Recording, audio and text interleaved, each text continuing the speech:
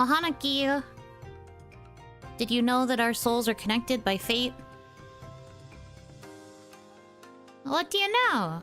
You know Hanaki, the one and only Oiran from Mialoon. Good afternoon, everybody. Good afternoon. Hello, hello. Welcome in. Hi. Hope you guys are doing good. Hope everything's going okay. Glad to see you alive. I'm also glad to see me alive. I was not feeling good earlier today. I tell you what. I don't know what happened. I stayed up to like a slightly later than usual time because I knew I wanted to do OniMon like later in the day. So I stayed up a bit later than I have been recently, right? And then I was taking care of the weekly ritual of taking out to the garbage, because Onigashima does pick up for garbage on Mondays. So I was going outside, and the minute I opened my door, I heard a meow, and there was a little kitty waiting by my door. And I was like, "Hello? Who are you?" So I spent like the better part of an hour outside, so from like 2 a.m. to 3 a.m. trying to figure out who this cat belongs to, and trying to see if I could get her to come close to me. I basically was circling her around the driveway for like the better part of that hour, just going, "Kitty, pss, pss, pss, come here, pss, pss, come here, come here." Was she collared? No. That's why I needed to see her. I was like, "Pss, pss, pss, Kitty, pss, pss, pss. I need to figure out who you are. Pss, pss, pss, pss, please." I got so worried for her, but she was too scared of me. I couldn't get her to come close enough. And anytime I tried to approach her, she'd scurry away. She kept hiding under the neighbors' cars, and I got really stressed out because she's small and the cars that the neighbors have are big, and that was just immediately setting off alarm bells like, uh-oh. They need to either see her down there or hopefully she doesn't stay. And I couldn't get her to come out. Did you try any food bait? I don't have anything that a cat would be able to safely consume. I didn't have anything on hand that I could get her. I tried to coax her out with some water, like I got a dish filled with water, and I tried to like put that down and like, "Come here, I got water." But she just stared at me. She didn't seem entirely scared. She was meowing at me a lot at first, but like I couldn't figure out what I could give her that would coax her to actually come closer to me. She like tried to run off at one point, but then she like came back over. Like she was just really circling the driveway and like staring at me a lot. I don't know what her deal was. But I didn't want to like scare her. And I also didn't want to stay outside the whole night if I could have helped it. So I left the water dish outside and then I just kind of like went back in. Although I held my door open for her in case she decided she wanted to run up and come in. Although I don't know what I would have done if I had her. I would have just been like, I guess this is happening now. But I'm so worried. I know she didn't have a collar. It was really dark and she wasn't close enough to where my porch light would have done anything so that I could see her. So I couldn't like make out most of like her pattern or anything, but I did confirm she does not have a collar. I'm hoping to God that she's microchipped. But like, when I came back out like really early this morning, so see, I was up until like 3 watching this cat and I couldn't get her to come inside. So I left the water dish outside and I went back in because she didn't want to come through the door. And then I got up super early this morning. Like my instincts made me wake up at like 6. So I only slept for like 3 hours and I was like, I have to check. And so I like hurried downstairs again to like go check outside. She didn't touch the water dish. But she also wasn't under the cars anymore, so she must have moved on at some point. I will check again tonight to see if she comes back around. And then I will try to approach her again. I have to see if I have anything in my fridge that I could maybe give her in case I see her again, but I was so scared for her. I was like, you are so small. You will get hurt if you try to keep hiding under these cars, because she kept going between both of their cars, and they're taller cars, so they've got bigger tires, which means it's way easier for her to hide. And that's very dangerous for cats. Especially if you are the kind of person that doesn't know to, like, check under your hood, or, like, not under your hood, but, like, check under, like, the front of a car to make sure that a cat's not there. I was so scared. I was like, baby, you have to come out from under there. I don't know if the neighbors will see you when they get up. It's over. Yeah, especially in the winter. Especially in the winter. Do you have any spare empty boxes? Cats love boxes. I do have a box. I have several boxes that I could bring down, I guess, if I wanted to make sure that I could, like, coax her into something. But she seemed kind of scared of me, so I think no matter what I did, she probably would have just been like, what are you doing? Bruno living a cheeseless life, cats could eat cheese. I guess that's true. I guess I could bring cheese, but like when you're in the moment and you're scared that a cat is gonna just like run away the minute you leave, I didn't really have the forethought to get cheese. I was like, water feels safest, so I got water. Put a tuna in a box. I don't have tuna. I don't eat it. Cats usually scurry off when the engine starts. That can still be dangerous, especially like if this cat was up at like 2 a.m. Poor girl could still be sleeping by the time the neighbors leave for work. But anyway.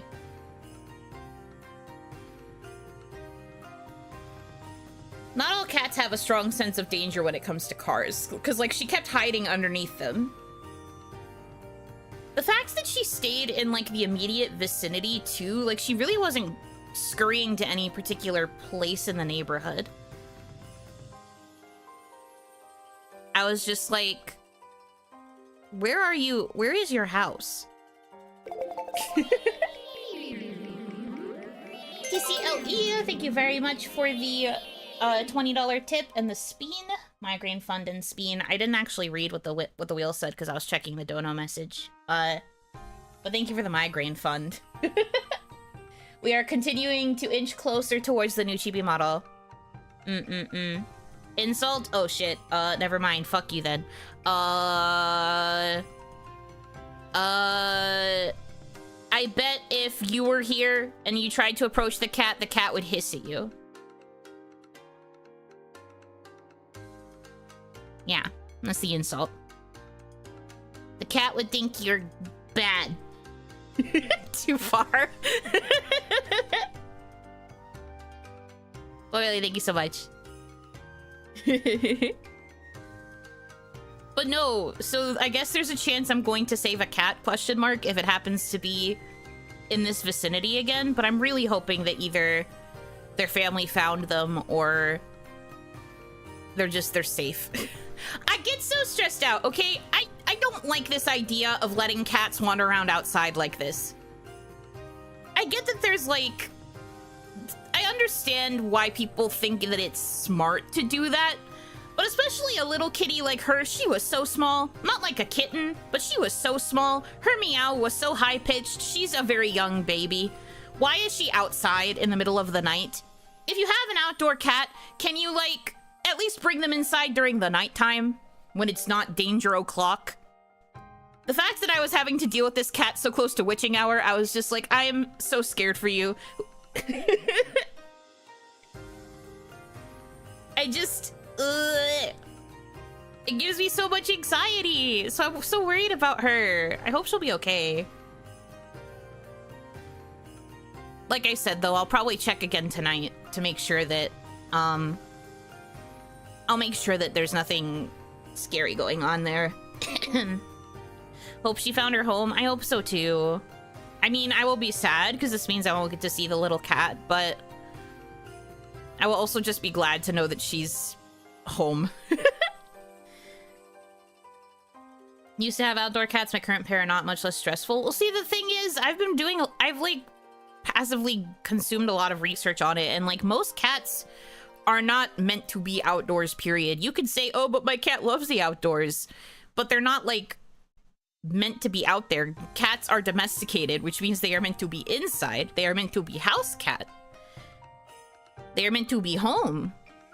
If you're going to let them outside, they should be within an enclosed yard. Or one of those, like, cat pens, so that they can be outside in, like, the air and the fresh air and the nature without risk of running away.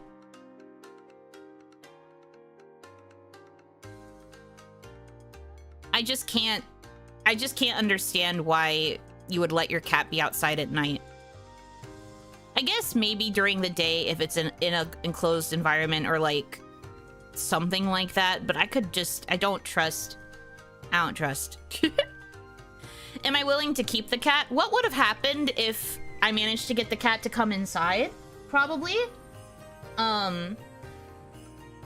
Is that I probably would have kept her overnight, and then the next day I probably would have started, like, asking all the neighbors in the immediate neighborhood if the cat was theirs. Like, I'd put her in a box, I'd wrap her up in some blankets and, like, towels or something so that she was, like, comfy in there, and then I'd just carry the box around the neighborhood and be like, excuse me, is this cat yours? Me to every other Oni in the immediate Onigashima vicinity. And, like, if I couldn't find the owner, then I'd probably see if I could get her taken to, like, a vet to check for a microchip. If there was no microchip, I'd be very tempted to keep her, but I would have to figure out if I'd be able to take care of her. Because pets are expensive, and I know that my my box does allow me to have a pet. I just have to pay an additional pet fee. So I'd have to run it by my landlords as well to make sure that they were okay with me tacking on a cat. I would do it, but I would just be, like, overwhelmed by responsibility. I'd basically be going through all the proper procedures I could until I found the owner. So I'd be like, I guess if she doesn't have one, she's mine now. I'll take responsibility for this kitty. But I would want to make sure that I could reunite her with her original family if it was possible. The reason I was so stressed was because I didn't see a collar. If I saw a collar, I probably would have, like, left her alone more quickly. But because she didn't have one, I was like, I gotta figure out what this cat's deal is. But that's the thing. A lot of people, for some reason, when they have these outdoor cats, they don't put the collars on them. So there's a bunch of cats that will run around collarless. At least this is the thing in Onigashima. I don't know how it is for you guys. But, like, so many outdoor cats are collarless, and I'm just like, why would you do that? If you're going to let them free roam, they need to have a collar. The bare minimum is a microchip.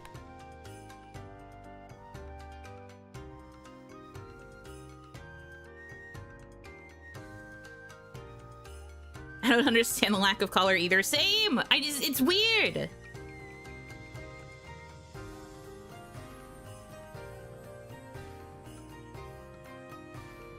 A companion could help you, though. Trust me, I've been wanting to have a pet for ages, but I need to make sure that I would be able to be capable of taking care of them, like, financially. You guys have to realize, if I get a cat, I'm going to have to up my monetization even more. If I adopt this little creature because I see her again, it's over for me.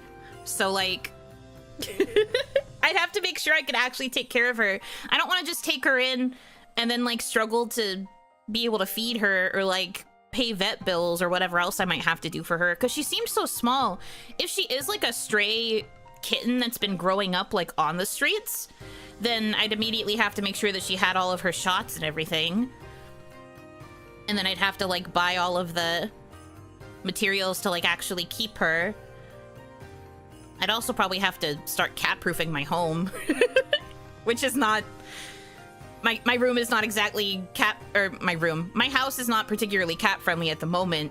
There's a lot that would be involved with it, and I just want to be careful. Of course I would take her if I knew she didn't have a home, but... Having a pet is a lot of responsibility, and to have it subtly thrust upon me, I guess that would be something that fate decides.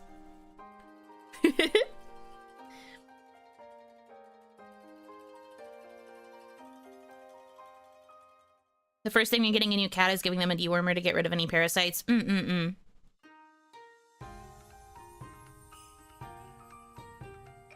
All these pee-pee and Dominachi plushies have scratches on them. No, I don't think that would necessarily be the problem. I think it's more just like... I'd have to do some stuff to make sure the house was, like, cleaner for starters. Not that my house is, like, super sloppy right now, but I'd have to, like, clean, and I'd want to have a space that I could designate as her space. I mean, I guess I have Oni Mama's old bedroom that I could, like, have her be set up in. But, like, I'd want to make sure she had, like, a space for herself, and then, like, figure out, like, my own personal limitations with where she would go on the furniture. I don't know. This is thinking too far forward.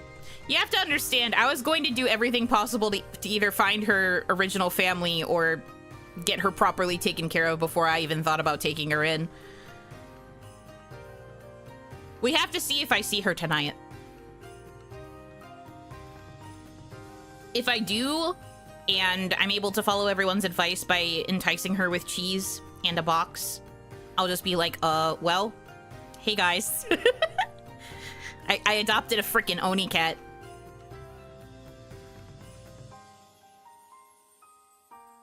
You also have to be prepared if she's a clinging cat as well. If she is, then your room equals her room. Probably. She seemed pretty okay with people. Like, while she was scared of me, she was not fully running away from my property. Does that make sense? Like, because at first she was meowing at me a lot, and she was, like, sitting there and meowing at me. So, like, she seemed like she wanted to communicate at me. She did not hiss at all. She was meowing. And even when I was, like, observing her, she just stared at me. She didn't seem to get, like, too scared. It's just if I got too close, she would, like, back away. But even when she ran, she'd only run like a couple feet, and then she would, like, stop and look at me again. So, like, there's a chance that she was a domestic cat? Wonder if she wanted you to follow? Maybe? She stopped a lot for a cat that wanted me to follow. And the fact that she was hiding under the cars, I don't know. I'm not as familiar with cats as I am with, like, dogs, despite never owning either. So I don't really know. I don't have, like, a full understanding of, like, cat behavior. When I was approaching her, she would, like, stay still quite a bit. It was only when I got, like, a particular distance close that she'd, like, run off again. Sometimes all it takes is giving them a single pat on the head for them to start liking you and ask for more pets. Well, I couldn't get close enough to pet her. I would, like, kneel down and, like, hold out my hand to see if she would sniff it, and she just wouldn't come close to me. And I would do all the, like, pss, pss, pss, mew, mew. Like, I was making all the little sounds towards her to see if I could get her to come closer, or to, like, to get her to meow again. But she would just stare at me. But again, never hissed, never seemed, like, hostile towards me, so I don't think she's feral. My biggest fear, now that I'm explaining all of this personality stuff out loud, is that she might have been kicked out of a house or, like, abandoned. Because she seems to be okay with people, but still not enough to fully trust me. But also, it was dark.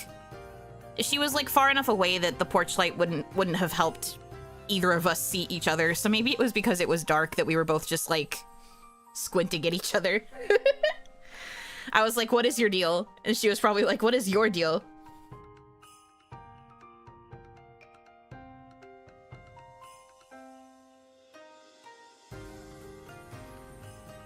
That's a sad thought. I know! That's why I wasn't sure. I was just like, you seem so small. And you're not freaking out at me. You just don't really want me to be close to you. So I don't really know. And because it was so dark, I couldn't get, like, a good gauge of if she happened to be injured or if, like, anything was, like, outwardly wrong. It was just, like I said, I got, like, a little bit of meowing out of her in the beginning, and then the rest of the time it was just us circling each other in my driveway. She, like, almost ran into the neighbor's yard, but then the next time I came too close to her, she decided to, like, circle the property? Like, she circled back around towards my box, and then she went underneath the neighbor's cars. She was staying in, like, a pretty close vicinity to the box, which is interesting. I guess. Because I feel like if she was close enough to her house, she would have, like, headed off in the direction of home, question mark? I don't know. Could have been born from a street cat and got taken care of by her mom, but after a few months, the cat mom starts ignoring the kitten so it can become independent. It's hard to say. I wish I could give you guys more info.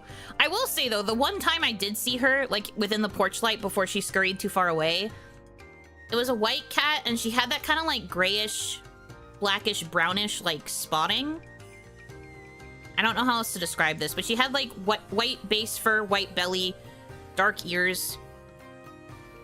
I think she had, like, a mark over an eye, and then, like, a big spot on her back.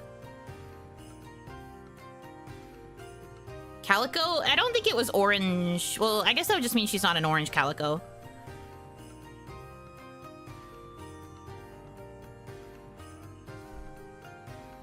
But she had like a darker top and then like a white belly. That's all I can really remember. So hard to see. That's why I was kind of hoping I'd see her when I went outside this morning, but she was already gone. I hope she's okay. Even if I never see her again, I hope she's okay. I will manifest this.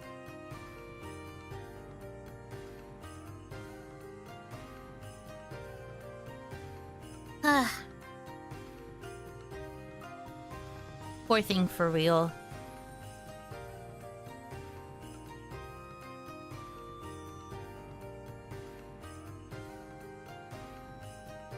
At any rate. So I think my lack of sleep and my instinct to wake up early enough to see if I could see the cat overall contributed to my inability to have headache ouchie owie.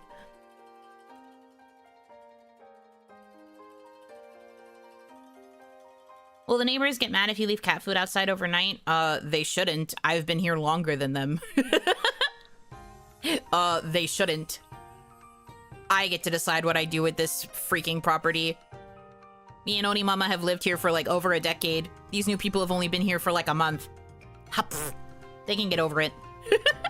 I've been thinking about it. I've just been like, maybe I get cat food, or like maybe I get like a cured lunch meat or something so that I'm not feeding her something that would be too toxic. To be exact, your motherly instincts took over your body's need for rest. It's so true. It's very funny. Pre-cat, I had been thinking during the night, okay, I'm gonna play a little bit of Rune Factory, and then I'm gonna go to bed a bit later than normal, because I'm gonna try to sleep in a bit this morning. And then I didn't, because I played chasing a cat for like an hour, and then I woke up at 6 out of panic to check on the cat. The other thing about this, right, is that I was trying to take out my goddamn garbage, and I dropped the garbage bags so that I could not scare the cat or hit her. So I was like, I couldn't take care of my garbage at first, and I wanted to be careful to not like scare her by pulling the trash can out. So I was also going out there early to actually take care of my garbage.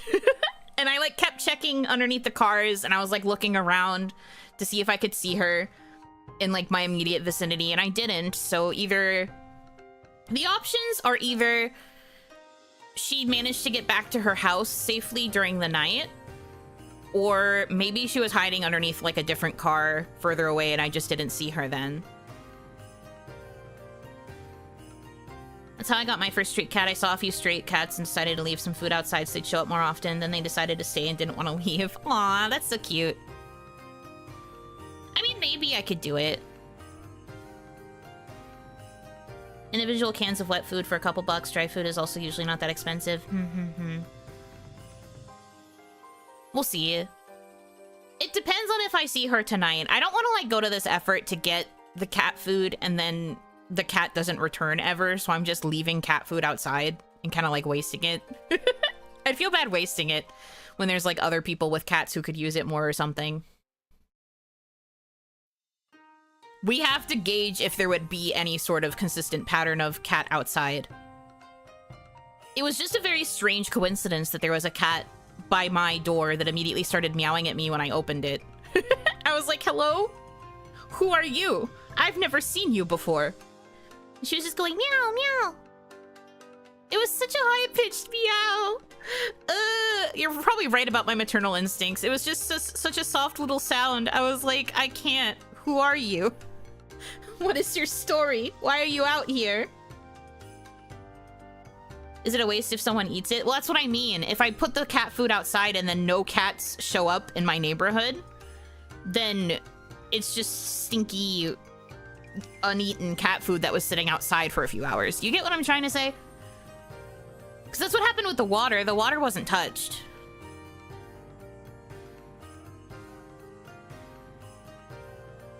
When I came back and checked the water dish, it, like, hadn't changed in terms of, like, water level. I guess besides, like, natural evaporation from the sun.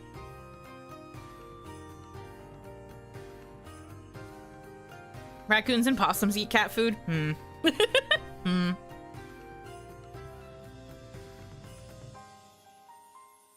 Feeding cats makes problems that continuously come around than expecting more. That's the... I mean, yeah, there's that too. But I don't know.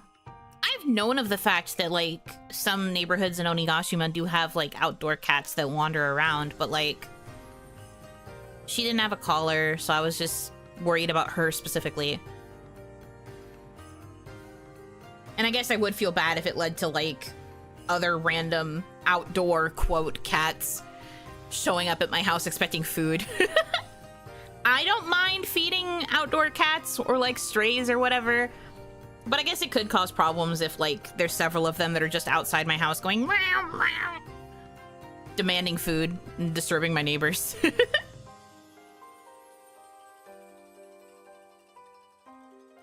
But they disturb me during the nighttime, so maybe they should get over it. Anyway. So yeah, my plans to sleep in went out the window. Because I stayed up for like 2 hours after that, just thinking about that cat. And then when I tried to go back to sleep, I woke up with that massive migraine, and that's why I had to delay stream. That's my story.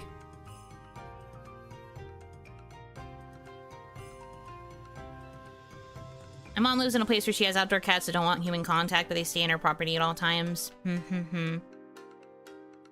It does sound like a street cat, since if it was thrown out, you'd think it would still have a collar. I hope you can afford to care for yourself before thinking about taking on a cat too. Yeah, no. I've said, I will reiterate, I would take care of her as much as I could until I figured out if she had a home. If I found out she didn't have one, I think at that point I would just want to take responsibility, because there's also a chance that she would be attached by then, depending on if I was able to get my trust up with her. But it's like a big life adjustment, and I'd have to put a lot of work in order to, like, justify taking care of her. I've always been, like, emotionally ready to have a pet and mentally ready. I just think it's everything else in my life circumstantially that has to be prepared before I can truly be ready to adopt a kitty. Or adopt any animal. Literally the other day, Hitomi and I were talking about if we were ever to become roommates. We both want to adopt a puppy. We want to have a shared pet puppy. A West Highland Terrier to be exact. A little Westie. A little Westie. So we were talking about how we would have a son. Our shared son. Our puppo.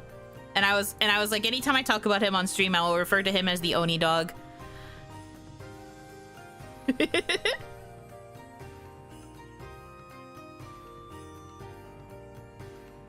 Did you manage to fall asleep after the stream delay? No. It took way longer than I thought it would for my medicine to kick in. Here's the thing. My headache started like full forehead encompassing migraine. Like I felt it all over like the surface of my head, like at the front. So I think it was just really, really bad tension from lack of sleep. When my medicine did finally kick in, it turned into a cluster headache. So it was above one eye for another hour. And by the time it finally went away, I was like very drowsy because I was like, thank God it's gone. But I couldn't manage to fall asleep because by then I was like, but I have to stream soon. So I just stayed up. I was kind of sleepy at my desk, so I was dissociating heavily, but I didn't like fully go back to bed. Because I also felt like if I went back to bed, that would just cause the same problem of oversleeping and making the headache worse again. So I was like, what would be the point? Why would I do that to myself?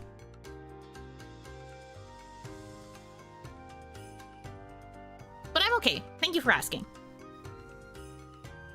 I will, after I check outside tonight for Miss Kitty, if she's still wandering around, I will probably try to sleep more normally. Especially because I'm going into my break time, my 2 days off, I mean. I think that will be smart for me. Multiple overlapped headaches, fun, joy, happiness. I know, right? I was just like, what does it mean that my medicine just turned this from one big headache to one tiny headache in one spot? How dare you? Make it go away. That's why I take the medicine. I guess I should be happy it reduced it all, but like, it was crazy. It took until hour 2 for it to finally disappear. I mean, it was also paired with the fact that I got myself like coffee and I had like a little croissant. Because I wasn't super hungry. I was a little bit nauseous from the pain. So I had just a very tiny piece of bread, and then I had coffee, and then I took the medicine, so I wasn't taking the medicine on an empty tummy.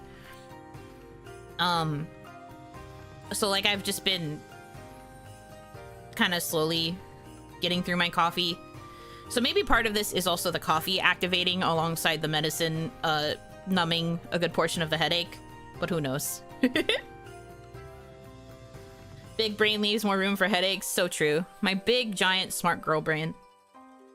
Serious answer, you had 2 headaches the whole time. It just treated one headache better and faster than you noticed the second. What the fuck? You can have 2 headaches at the same time? That explains so much about my life, I think, actually. What the hell? I didn't know that was possible. I thought you just had one mega headache and then the medicine is only able to cure it enough to have like a tiny baby headache. I didn't realize that was a second headache hitting the brain. Mr. President, a second headache has hit the brain tower.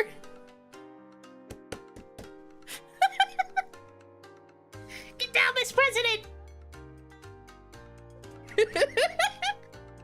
I was literally about to type that joke. We're all terrible. We're all terrible, terrible, terrible.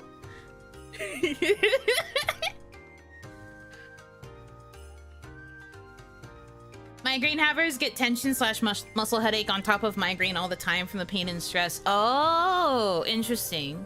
Okay. So the headache that I had after was from the stress of having a headache. I still think that's the same as getting hit by a second headache, but I understand the correlation. I get it.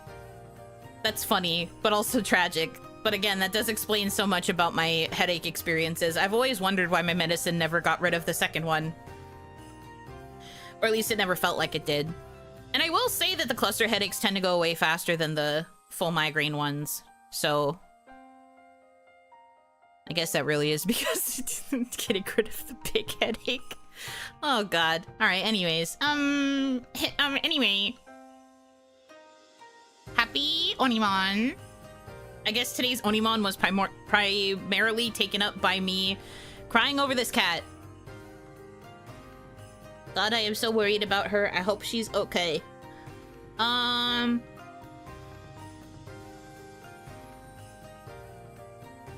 haven't really been up too much else lately.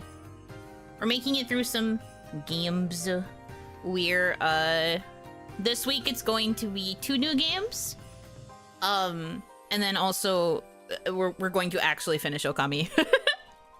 I'm hoping I'll be able to do an actual endurance this time to like actually beat it, because also I won't have the time constraint, so maybe I'll be able to finish it within the next several hour stream I do for it. Made a new Kato friend. You missed a lot. I missed most of this weekend. What did we finish? We finished Footy, and we finished Graces. Yes. Graces, I mean, was a game. No, I liked Graces. I think I didn't like the F portion of Graces. I think I didn't enjoy that as much. I think base Graces was nice, though. I came in partway through the combo about a cat meowing for food and keeping you up. No, it was different. Long story short, when I was trying to take out my garbage last night at like 2 a.m., there was a cat by my door who started meowing at me. So I dropped the garbage and I was trying to like get her attention because I saw she didn't have a collar. And I basically just chased her around my driveway for like an hour because she kept hiding under the neighbor's car. And everyone is giving me advice for if I wanted to try and coax her towards me again if I happen to see her again.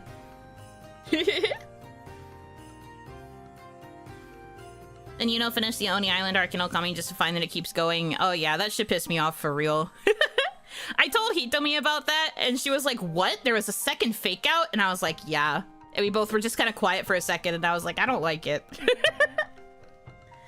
I get why. Again, I get it. But also, they never gave any sort of indication after I beat the Nine-Tails creature that the dark mist, like, flew off somewhere else. It was just like, you did it! The battle is over! But then this black mist flew somewhere else to the far north, and I was like, what? But you didn't show me that, you're just telling me it. The fuck do you mean? Show don't tell! Pissed off for real. And then also, this part's been boring. I tried to power through some of it, and I was just like, no, this is boring. Nah, it's boring. At least so far. Maybe it picks up speed later, but like... I don't care about the Ponkles, to be honest. So I'm kind of just like... I don't care. It was insanely brief, a black cloud rising out of Ninetales. Well, yeah, but that could just mean that it died. That doesn't mean that it's still alive. That could just be the soul disappearing into the air or whatever. How am I supposed to read that as, but it's still alive? Fuck all that, honestly.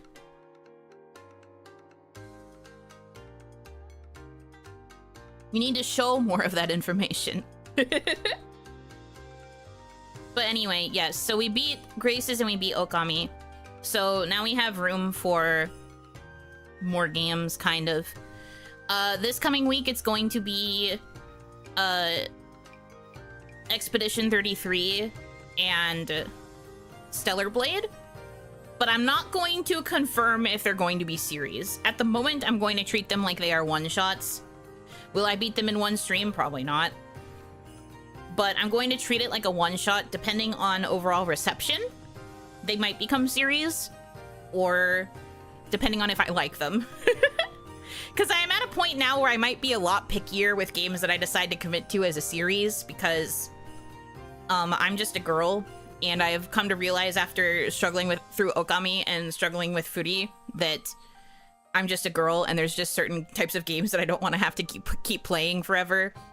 I feel an obligation at times, especially for games like, well, Okami was a request from like an IRL friend from forever ago, so I can't really say that Okami counts the same way as Furi, but Furi was like a request from chat that's been like consistent for like several streams, so I was like, okay, I guess I'll finally play it.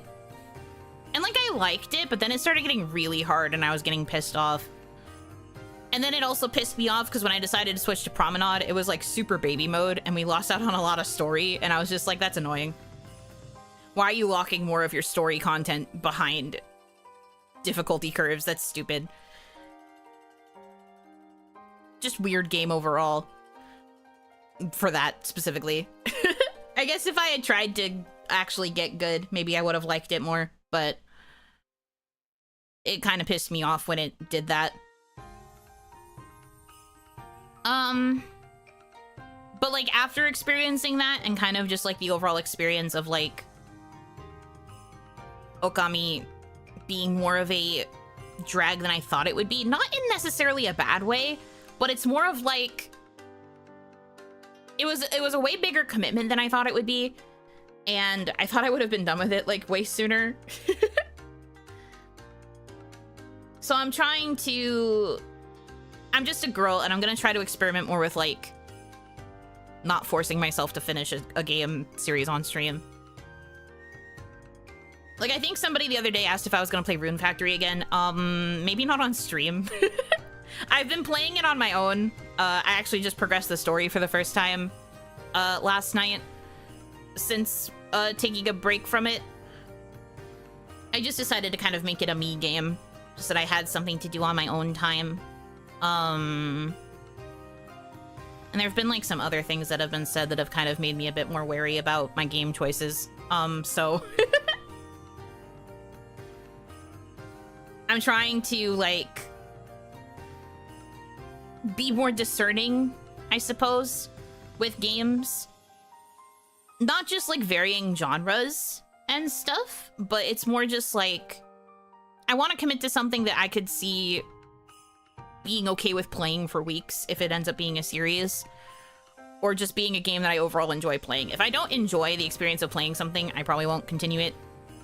And there's a chance that even if I do like it, I might decide to keep it for me, as was the case with Rune Factory. But some people have been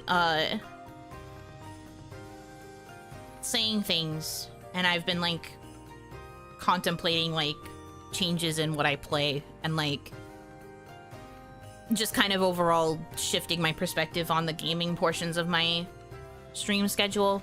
I don't know. So that's where that's at. Anyway, this week is kind of the more experimental, like, I'll play game for, like, a long period of stream, because I do have so many hours I still have to whittle down on this Unathon timer.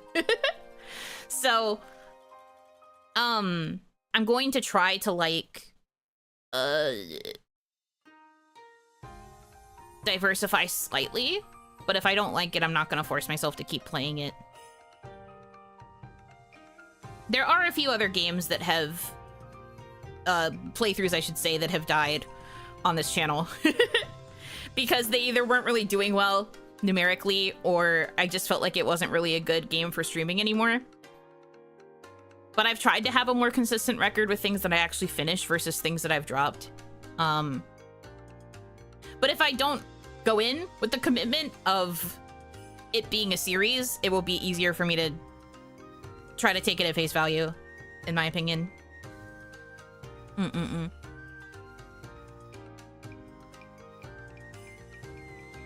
Does the timer being constantly 99 gnaw at your mentality? I don't know if that part is what gnaws at me. It's more so when I realize how little donos per stream I need to cancel out a long stream. For me, the thing that messes with me is when you guys are very kind and you donate, and that makes goals get completed, and that part makes me happy, but then I realize that the donations canceled out the amount of time I just streamed. And then I'm just like, interesting. That's the times where I'm like, oh, fuck me. But it's not actually bad. I want you guys to understand it's not actually bad. That's just the part where I'm like, oh god. The conflict of goals versus Batsu. The conflict of I am so happy that I'm able to accomplish goals as I am just like,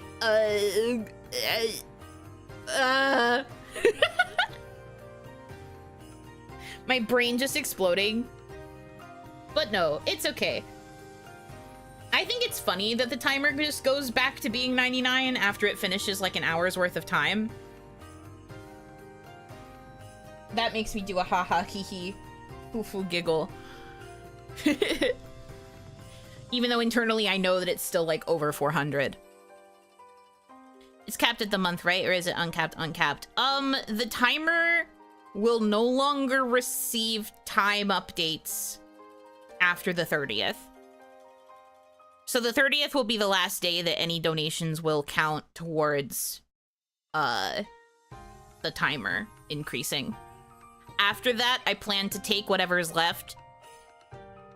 And like, I'll do the girl math to figure out the hours owed. I've said this before, but I have another timer widget that I can use that I can like just manually add all the time to. And then I'll just make it that you can't add time to that.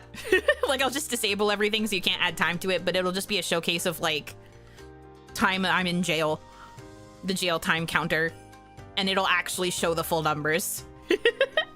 It'll actually show the full number of hours. So you'll actually see the full amount of time that I owe.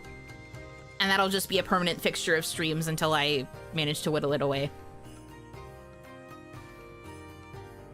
Another channel I watch is like on day 70 of their uncapped Unathon. That's crazy.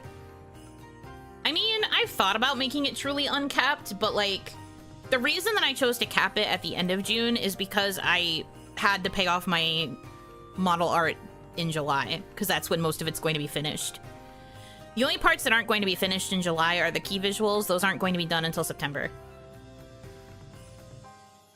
But that's just because my new mama is busy. So I get it. So like, I needed to cap it then because if like this was me assuming that I was only going to make the bare minimum, right, of the 4K, I needed to cap it because I needed to make at least the 4K by the end of the month. But luckily we have met that. We're good. Thumbs up. I haven't actually like squared away the payment with my mama yet. Mostly because I had to gauge some other like payments payments for life stuff. But the life stuff is mostly taken care of now, so I can actually start drafting up the message to send to my mama to confirm the last of the payment, but... Yeah. At least you aren't doing the 24-hour stream like some people. It seems so draining. I could. I've talked about being able to do it, right? Sorry, I'm trying to communicate words. I would have been able to like do it day by day probably, but I would have died. 24/7? Yeah, no, 24/7, I think I would have died. Also, if I wanted to do a true 24/7, I would have just done it on Twitch. Because Twitch allows you to stream infinitely. The problem with YouTube is that I'd have to make like 16 bajillion million waiting rooms to encompass a 24/7 streaming schedule. And that's just kind of a pain. And then I'd have to end the stream right into the next room, set everything back up, blah, blah, blah. Like, it would have just been stupid. Am I a Twitch affiliate? No. I initially intended to be by the time I was doing the Unathon because I wanted to include Twitch monetization stuff alongside the Stream Elements donations, but I got scared and I didn't multi-stream. They have recently reduced the requirements for affiliate, though, so whenever I do decide to suck it up and venture into the dark waters of Twitch, the dark purple waters of Twitch, it should be pretty easy to get. It's, like, way easier now, the new requirements. Like, you only need 2 separate days of streaming and I think, like, 4 hours total. I can knock that shit out fast. And then, like, the average viewer count, I think I would also be able to knock out, assuming that everybody on YouTube also, like, opens up the Twitch tab or whatever. I think it'd be pretty easy.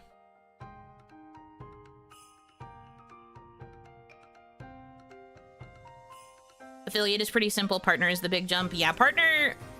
There are so many people who, like, stream for decades and don't get partner. I don't know if I'm going to care about getting partner, though, because even if you get into the partner program, honestly, at this point, all you get is, like, aesthetic. Like, it's mostly literally for the purple check. Like, behind the scenes peak, I guess, because people on Twitch are allowed to be transparent about things that go on Twitch. You don't really get the, like, updated earning split. You have to, like, apply for that separately. And Twitch can still very easily reject you if you're just, like, baby partner. They only offer those better pay splits if you have, like, the bigger boy numbers. Got on your big boy pants, you know? So honestly, it's not worth it. At least not to, like, grind it out like that. If you were able to get closer to it more easily, then maybe it could be worth it, but for me, I don't really see a point in trying to push towards partner. I'd do whatever I needed to do to get affiliate, and then I would just kind of hang out. And then if I somehow had numbers that I was like, oh, I could probably do a partner push and not die, then I would do it then. But I don't know. I've always kind of wondered. I don't remember if I've ever said this to you guys, but my manager used to actually say that he thought my content would do well on Twitch. And I was like, what do you mean by that?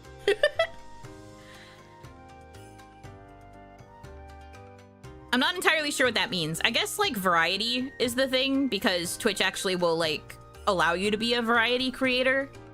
But I don't really know what that means. I don't know what that means. And I also didn't know if I should see it as a compliment. But, you know, management were always trying to push us to multi-stream. And I was just specifically told that my content seemed like it'd be good for Twitch, and I was like, what? What? You think so? Algo's probably better for variety there. Not just the algo, but, like, it's way easier to search by category on Twitch, I will say. Like, you could very easily just be like, I'm streaming just chatting right now. Let's find another just chatting streamer. And then you can also filter it so that you can go by, like, go to, like, smaller creators and, like, raid people with smaller CCV so that they can get a bigger CCV and things like that. You can't really filter that way with YouTube search, especially with streams. YouTube searching for streams is so pee-pee poo-poo. So, in my opinion, I do think that it's at least useful in terms of, like, visibility and, like, finding streamers. Sometimes. Even the page to see what streamers you follow are live is kind of out of the way on YouTube. Yeah. No, it is. And, like, they tried to make it so that you just see all of the live channels at the top of your sub feed, and, like, sometimes that pisses me off because I just want to watch videos and not streams. So I'm just like, hello? Please stop. I just want to see a video. Twitch recommended is pretty good too. I agree. Usually the recommended is pretty consistent. Even if they just base it off of, like, who that streamer follows, raids, interacts with a lot. Something, something. Decision paralysis sucks. I bet once you do it, you'll think, oh, that wasn't bad. I could have done this ages ago. Less so decision paralysis, more just executive dysfunction. I have it literally set up. I could just start multi-streaming at any time, but I just wasn't sure about it. And I was scared that I would do it, and then people on Twitch would hate me, and then I'd die. In-game. Sorry, YouTube. In-game. I'd die in-game. But, like, that's the stupid, like, irrational fear in my brain that's like, what if the people on Twitch bully me? What if they bully me? What if they think that this little green Oni sucks? Also, my fear with the timing was doing 1 week of normal streams, getting affiliate, and then immediately doing a donathon. I felt like that would be in bad taste with a Twitch channel, like, after just starting, because if new people found me and were like, this bitch has only been streaming for, like, a week and is already doing a donathon. So I was kind of like, maybe that would be in poor taste. So, like, here, I mean, we have rapport, though. You guys have known me for, like, a year, so it makes more sense for you to bully me. It's different if it's a stranger coming in and being like, who's this bitch with a fat forehead? I can't take that from strangers. I can take that from you guys.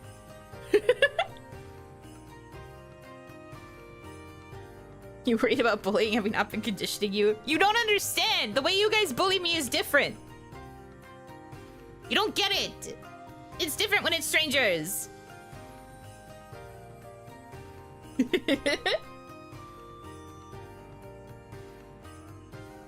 Who's this cute Oni with a beautiful smile? That's also embarrassing. Hello, kitten. I see that you are a new VTuber on the scene on twitch.tv. I am also a streamer. If you are interested, maybe we could co-stream together sometime. And I'm just like, police?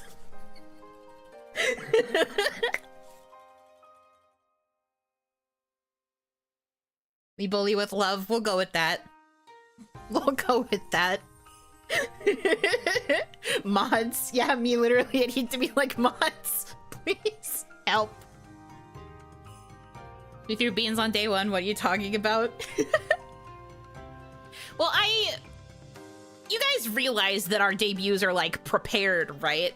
I purposefully was putting in moments of like teasing because I thought that that would make me seem more cute and appealing. And then you know, actions have consequences. And that's what led to the advice to Ephemera being, be careful what you choose to make a joke out of during your debut stream. You don't want to end up like Yuno. Still the funniest shit ever, by the way. I am so glad that I was the example of what not to do.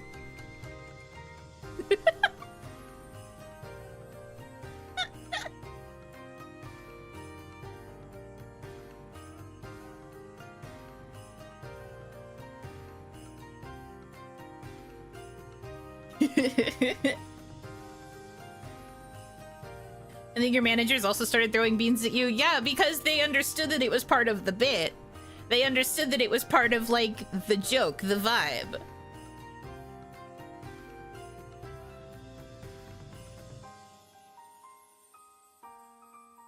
You know, touching the hot oven. Literally me being like, people will enjoy if there is a silly little joke about Setsubun in here, right? It's an Oni reference. Sorry, I should be talking in debut voice. Ahem. People will think that it's funny if I mention that I don't like beans because of Setsubun. It's a really cool reference to the fact that I'm an Oni, so maybe people will think that that's charming and appealing and shows that I've paid a lot of attention. Newsflash, bitch. They're going to make fun of you for that forever. Although I don't get beamed as much as I get foreheaded.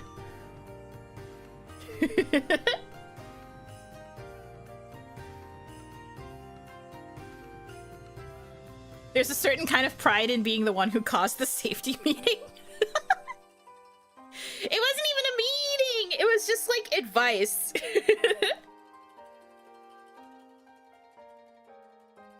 Reina lied about broccoli for 4 years because of one throwaway line on a debut slide. It's BK tradition. We were actually talking about that when I met up with her. Because she was asking about, like, certain traits of mine at the time. And I was explaining that there are certain things that I purposefully like play up and exaggerate for entertainment value that aren't 100% true, like my height. And she was like, yeah, that happened to me with the broccoli thing. I don't actually hate broccoli that much, but I've just been playing it up for entertainment. And I was just like, damn, being a streamer really does make you play things up for entertainment, huh?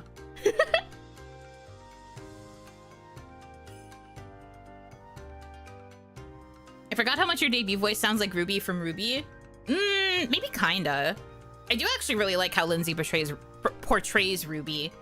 I don't think I had a vocal reference for when I was coming up with debut Yuno voice.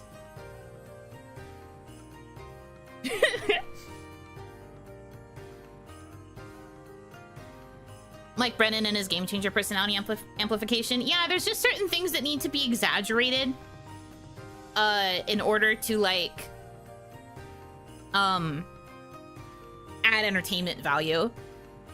It's just taking a part of yourself and like amplifying it for comedic value. Like you blow it up so that it's silly. I think especially since we are anime girls, it makes sense to have more exaggerated traits because anime girls are often exaggerated. Josh Knowles, thank you so much for the speed. I'm gonna read the thing this time. Hug the Dama plush? Okay. But thank you for the $20 tip. Sorry I'm not clever enough to come up with a good message, but I believe in you. Don't worry about it. Just getting a little donation is plenty. You don't have to say anything if you don't want to. People have sent donations without messages like tons of times. Okay, I got the plush. Thank you very much for the donation. This is you. I am hugging the plush. You are the Damadachi plush in this scenario. Gimme.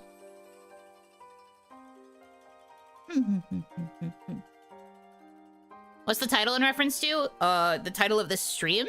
Because in the thumbnail, the timer is like personified as a person and they're like running at me. So it's like It's like the Dominachi are like, Yuno, wait. Yuno, the timer's coming. Oh god, she's got her ears covered. We don't know if she can hear us. It's like the timer's gonna run up and clobber me, and I don't know that it's coming. So it's from the POV of the Dominachis being like, oh my god, Yuno, watch out!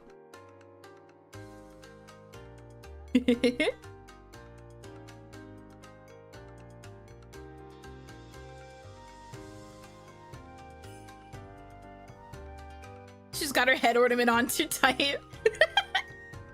My head ornament being on too tight is what caused my headache, actually.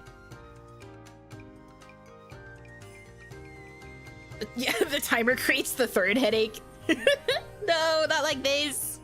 Don't give me another headache. I'm just a little guy. I don't deserve that. Please, I'm just a little guy.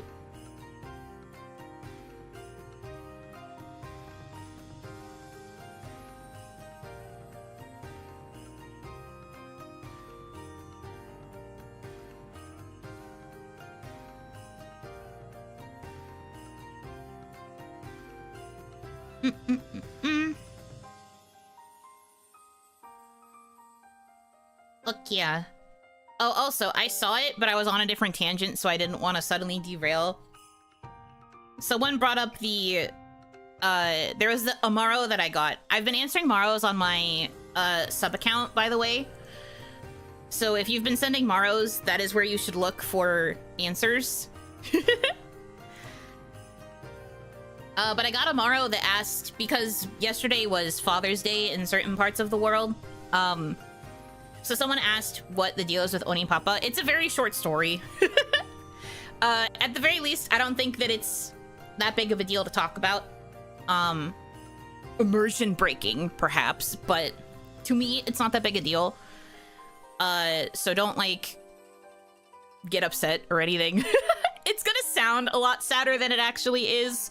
I just kind of think it's funny. But anyways, so I grew up with just Oni Mama in my life, and I never had a father. I did ask if I had a father, like, multiple times, and I was always just told no. Until I was a little bit older, and then Oni Mama explained to me that I was that I was born through IVF. If you don't know what that is, that's in vitro fertilization. So it was basically she went to a sperm bank and she looked around at all of these potential donors, and then she picked out one that she liked and then manifested that she would have baby, right? The only thing I knew about the genetic donor is that I got my hair texture from him. She specifically picked out a sample that had a pretty strong genetic, one of the dominant alleles, I guess, for those of you genetic heads out there, would result in, like, really curly hair. And so that's what I was always told growing up, right? I don't question this because my Oni Mama never really lied to me, like, ever. So I believed her outright when she finally told me this. I was like, oh, cool. Okay. That makes sense. And then I never really thought to ask any other members of my family because I just assumed that this was the knowledge. That this was, like, the family understanding. And then later, cut to, I have just recently graduated from college, and I am getting my hair cut for my first big girl job interview. I am there with my aunt because Oni Mama, you guys know this, but Oni Mama was disabled, so she couldn't really, like, go out to the same, like, capacity that, like, me, my aunt, everybody else in our family could. So she was not with me. But it was a new hair salon. There was, like, something about, like, getting a discount there, like a coupon for, like, a haircut and something, like a style or whatever. And the person who was doing my hair, I'm going to try to omit some details because I feel like that reveals a bit too much about me. But, she basically, like, asked where I got my hair texture from. And I was like, oh, yeah, it's from the genetic donor that my mom picked out. She picked them out because she wanted me to have curly hair. And I was sharing this, like, out loud, to the stylist because she was like, wondering why I had such thick hair. Like, it was a very unique texture. She hadn't really worked with it before, I guess. So I was like, okay. I explained it, though. And my aunt was there, but she didn't say anything. So I was like, yeah, this is just the story. Haircut finishes, right? We're leaving.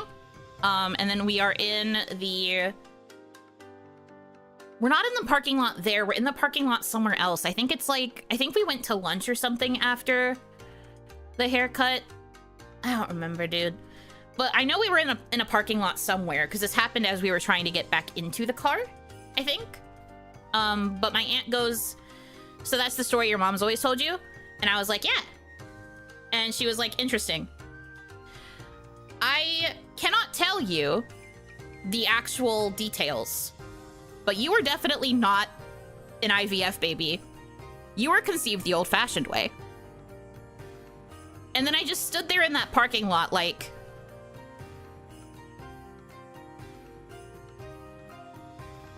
What? So... I still think it's so funny to talk about it like this. There's a story there, and when I tried to ask for details, my aunt refused to tell me because she said that was my mom's responsibility. Anytime I talk to Oni Mama about having a father after this, she just always said the same old thing. Never elaborated on any sort of details. So I don't know if I'm ever going to find out, because obviously now Oni Mama's dead, so I can't get the information no matter what. And I don't know if anyone will tell me. So I'm just kind of like, I don't know what's going on there. Interesting. And that was the first time I ever found out that there was a time that my mother lied to me, and it was about the existence of the supposed Oni Papa. So I'm going to say now that, like, it doesn't bother me. I was definitely bothered in the moment to find out that she had lied about something so big the entirety of my life. I had literally told teachers, I had told friends, I was told, like, so many people in my life that I was an IVF baby. And this was like a big part of like the Yuno lore that I had established with people in my life. So it was kind of earth-shattering to know that I've basically been telling a lie to people. But I also feel like maybe there's a reason nobody wants to talk about it, and maybe I shouldn't question it. Like, I guess part of this to me is like, I guess I just feel like maybe there was a reason that it was being kept private. And there was a part of me back then that was like more passionate about wanting to find out, because I felt like it was my right, even if it was like something really sad. Because in the end, it is still about my father. And I feel like I deserve to know. Because also one of the things about not understanding things about like my father or like who he was is I don't know about like any sort of genetic history of like a medical background. Do you get what I mean? Obviously, I would assume, well, this is if I went with the sperm donor story, I would assume that someone who could donate sperm would be healthy enough to do so and that there wouldn't be as much risk of diseases. But I don't know anything about him now. So there's a chance that there was something, and I just don't know what. But all of that is to say, this does not bother me. Like, I'm not hung up over this ever. Because, like, I grew up totally chill with the fact that I didn't have a dad. The only time I would care would be when other people in my life would be like, why doesn't Yuno have a dad? Why does she only have a mom and a grandma? Like, that's the only time I'd give a shit, because other kids were being judgmental, and I would just want to have an answer to be like, to get them to shut up, basically. I never really cared about not having a father, so I didn't think it was that big of a deal. To find out that the reasons I was given were a lie is, interesting. But, like, I'm kind of over it now, I guess. I'm far enough removed from the initial realization that it doesn't bother me anymore. So yeah, that's the story. I just think it's kind of funny the way that I found out. And then it was specifically after a hair appointment when Oni Mama had always said that the reason that she picked out the sperm donor that she did was because of the hair texture. So then I find out in the same day I'm mentioning my hair texture to somebody. The reason is a lie. It's kind of funny. Very egg on my face moment. Me when I lie, except I didn't realize I was lying.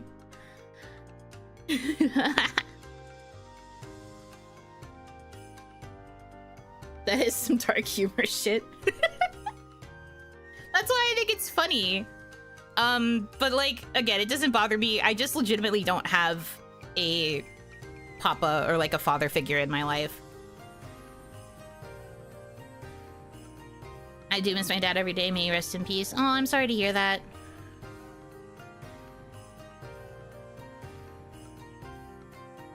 Honestly, a great story.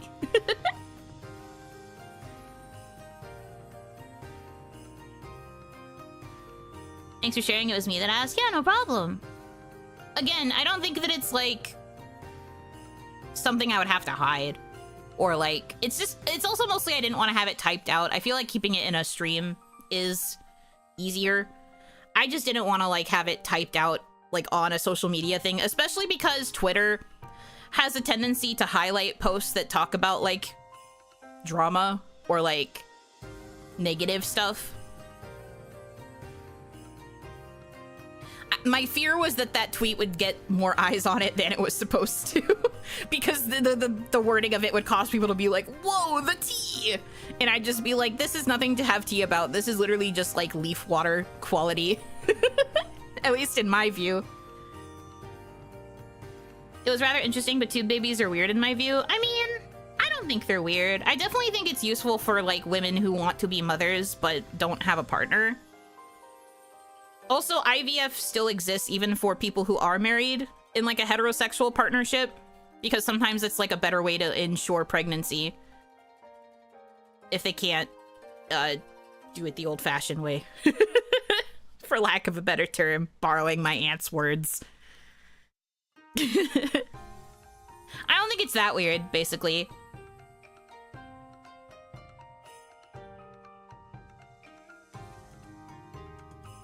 Me with a medical background, knowing that process typically results in twins or triplets. Weird that only one Oni, then the twist. That would be interesting if I ever had a twin. I've told you guys before that I really wanted to have a brother. Dang, if only I could have had a brother. But Oni Mama always just wanted one daughter. She wanted no other kids. She just specifically was always like, I'm going to have one kid, and that kid's going to be a girl. She was like hardcore believing that this would happen. And I was just like, that's crazy. What would you have done if I was a boy? And she was just like, there's no world where that would have happened. You would have just been a girl. I was just like, so I see.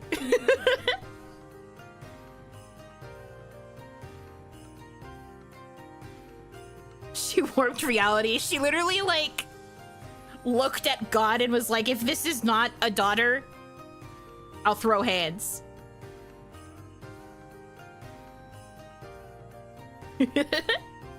Sometimes that works out. Sometimes you're like my aunt who wanted a daughter and had 3 boys. Yeah.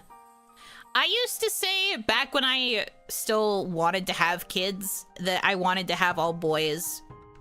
I specifically envisioned having 3 sons for myself. I don't know why I envisioned this. But I also always said that the RNG would be I would stop when I had a girl. My goal would be 3 sons, but if I had only like 1 or 2 sons and then the RNG gave me a girl, I'd be like, well, I guess this is my life now. That's the monkey's paw curl, a girl but a tomboy. So true.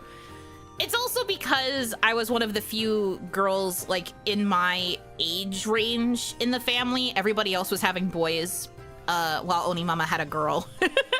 So I was kind of like an anomaly, but also all of my exposure to like family and cousins was with boys. So I grew up more tomboyish. And Mama was just like, no! Dang it, no! No! did not win. But also she was kind of tomboyish growing up, so she kind of foresaw this happening also.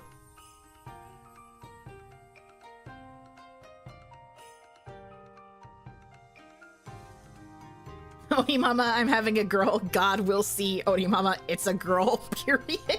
Real. Saying that is a way to tempt fate. My mother wanted a daughter but got 2 sons. Years later, she wanted a female dog and got a male dog. Yeah, that's the thing. Me personally, I don't think I'd have a preference for gender in any case anymore. I had a preference when I was younger, but I feel like now I wouldn't care personally. I would just be happy to have a kid. Assuming. Right now I don't want one. I don't know if I'm ever going to want one again. But like, if I were in a situation where I was gonna have a kid, right? I'm doing the SpongeBob with my hands out meme like, wait. Wait. If I was ever in a situation where I had a kid, I wouldn't care what the gender is. Anymore. Maybe I'd have 2 kids just so that they had a sibling, because having grown up as an Oni child, as in an Oni child, only child, I always wanted a sibling because I liked playing alone, but I feel like it also really hindered my ability to socialize. So maybe I would make sure that the kid had a sibling so that they had somebody to play with more. Socialization reasons. But like... In the end, though, I feel like it would make more sense for me to only have, like, 1 kid. Maybe 2. Maybe 2. And I'd want them to be kind of close in age if I was going to have 2.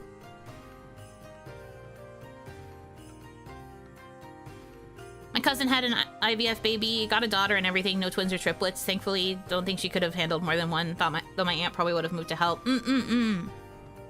Yeah, it is slightly more common to get multiples through IVF, but you can still get, like, single baby.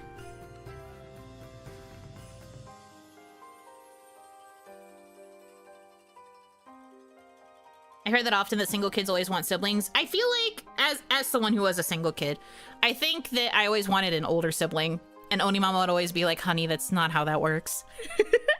But I always wanted to have an older sibling. I specifically felt like I was the kid who needed to have an older brother. Probably because I'm such a tomboy, but I wanted to have an older brother that I could follow around. Never wanted an older sister. Also didn't want a younger sibling. I wanted to be the younger sibling. And again, Oni Mama was just like, that's not, I can't do that.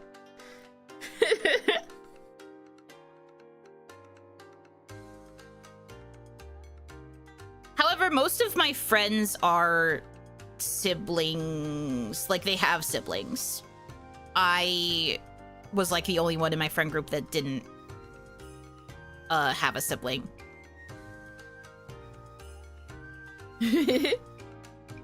Mom, I need an older brother. You poor Oni. Adoption? That's what I always tried to say. I was like, you could adopt. You could adopt.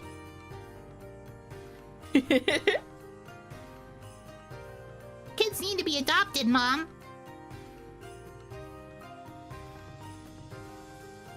Trust me when I say more often than not, when I was growing up, I wished I could have been an only child. It has its perks. I do feel like having grown up as an only child now, I could see that it was, like, better for me. I also think if I had demanded a sibling like I did back then and somehow Oni Mama listened and adopted one, I probably would have been like, wait, no, go back. Because I was used to having alone time, and I was used to getting a lot more attention and being spoiled, especially because I was the only girl in my age range. That led to my, like, aunts and uncles and older cousins that were, like, adults while I was, like, a baby. They were all, like, really nice to me and spoiled me like hell. So the minute I had another sibling and that sibling started getting the attention I was used to getting, I'd be like, hey, I don't like that, actually. I'd have been like, wait, where's my attention?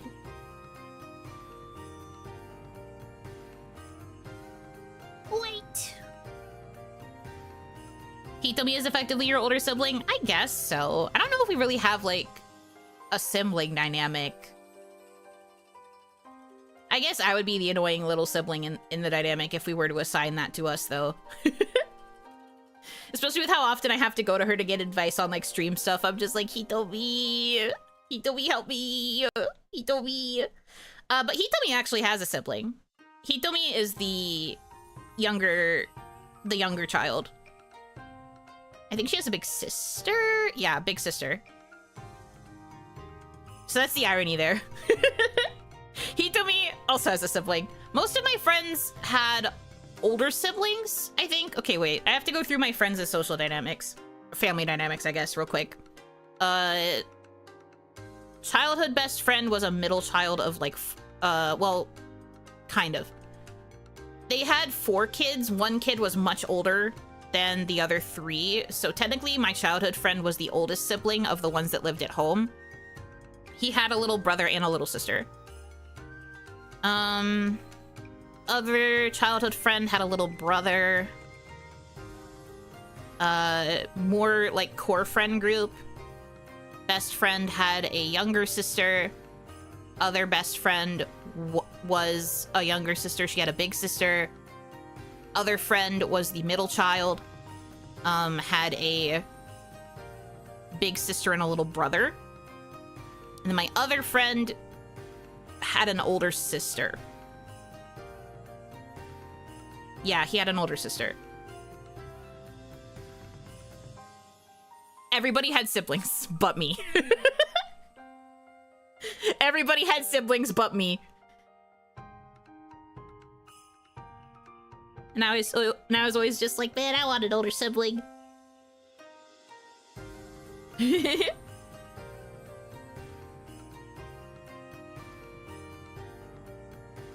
I wanted a younger sibling, but looking back at how much I annoyed my brothers, I'm glad I didn't.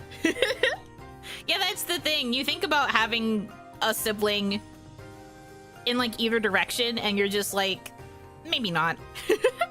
You want it when you're a kid because you're used to seeing these like crazy family dynamics on like in like cartoons and like movies and stuff. You're used to seeing all the like fun things that siblings get to get up to or whatever.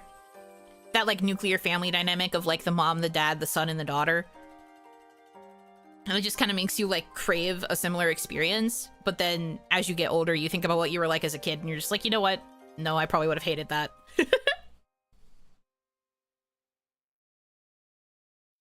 I guess it depends on the personality of the sibling. Like if we had managed to adopt an older brother that suited my vision of what I thought an older brother would be, maybe I would have been more chill. But again, I think I would have realized the lack of attention that I would get because I was already quite lonely. If I felt even lonelier because my sibling was getting more attention, I'd just be like, well, guess I'll pale-ish. Guess it's Jover for me.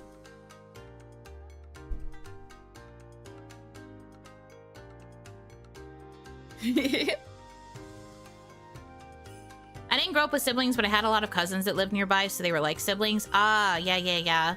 I was pretty close with my neighbors too, but all of my neighbors were boys. All of my neighbors were boys. So you can understand why I grew up to be the way that I am.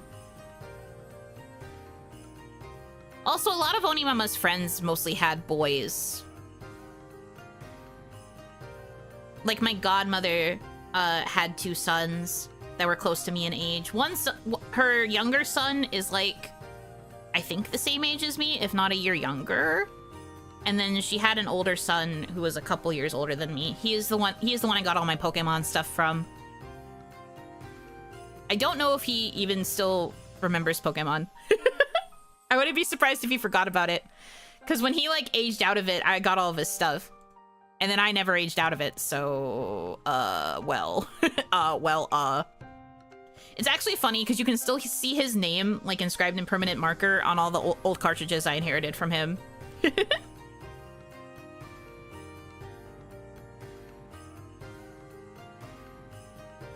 Sounds like they weren't as demanding for having a girl as Oni Papa was. I really don't know what she meant when I asked if I had been a boy, what would happen, because she just said it just wouldn't have happened. I was just like, what do you mean? What do you mean? What would you have done to that poor boy?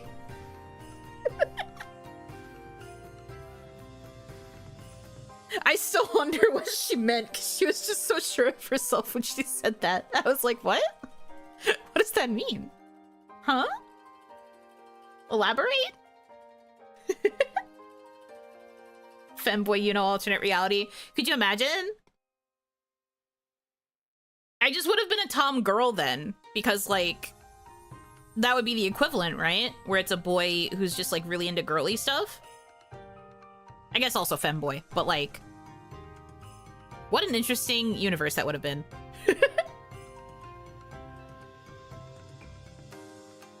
Pretty much every cousin or sibling was older than me, so despite having lots of potential interactions, their friend groups were always older than me, so I just kind of stood there. Yeah. No, I get it.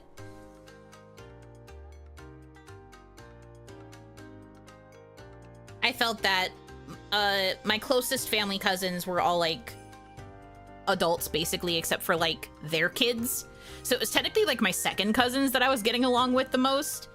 And then, like, one was, like, a teenager very, like, early. And when I was still, like, you know, single-digit kiddo. And then he had a younger brother. Again, boys. Boys, brothers, boy stuff. The younger cousin is, like, 4 years younger than me.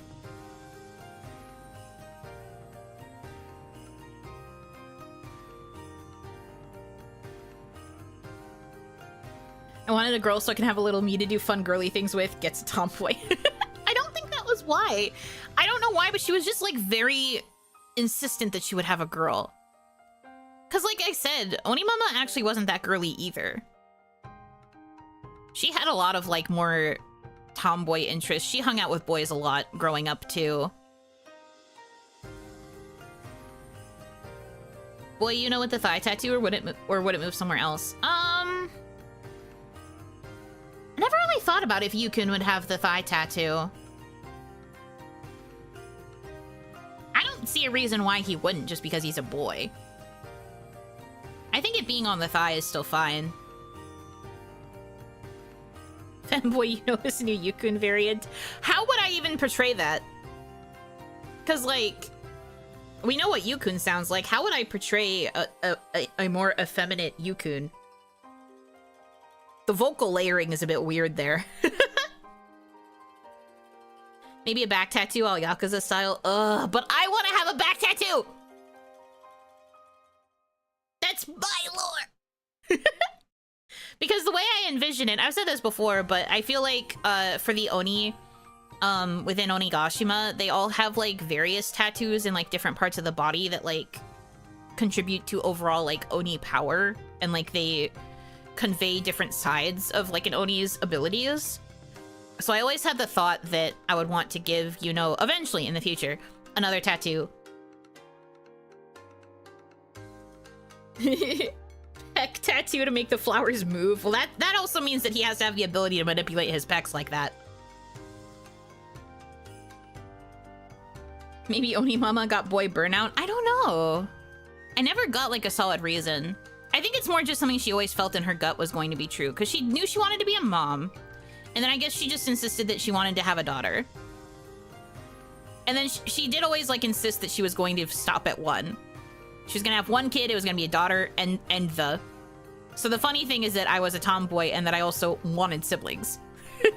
She was like, well, that's not happening.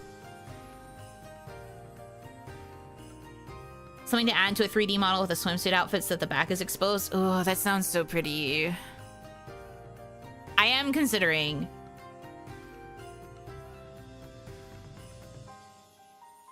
More conventional place, full shoulder and arm stopping at the forearm. So like a sleeve? A sleeve tattoo with a bunch of bellflowers? Maybe? Kind of like the idea of, if we were going to put the bellflower tattoo in a different spot on Yukun, I kind of like the idea of it being like a chest tattoo. Not pecs. But I kind of like the idea of the bellflowers, like, extending kind of like down across like the middle of the chest, like to the stomach, kind of. And it's like a way longer flower branch.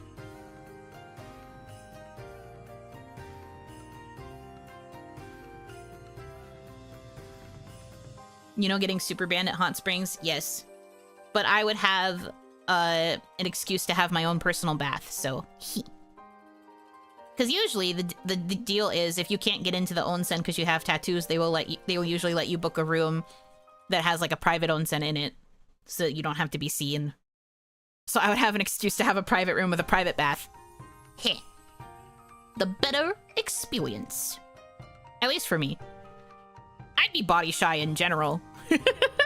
If I showed up to an onsen, I'd be like, I don't know if I want to take a bath in here with all these people. So the fact that I have an excuse to be alone and get my own bath, I'd be like, hell yeah.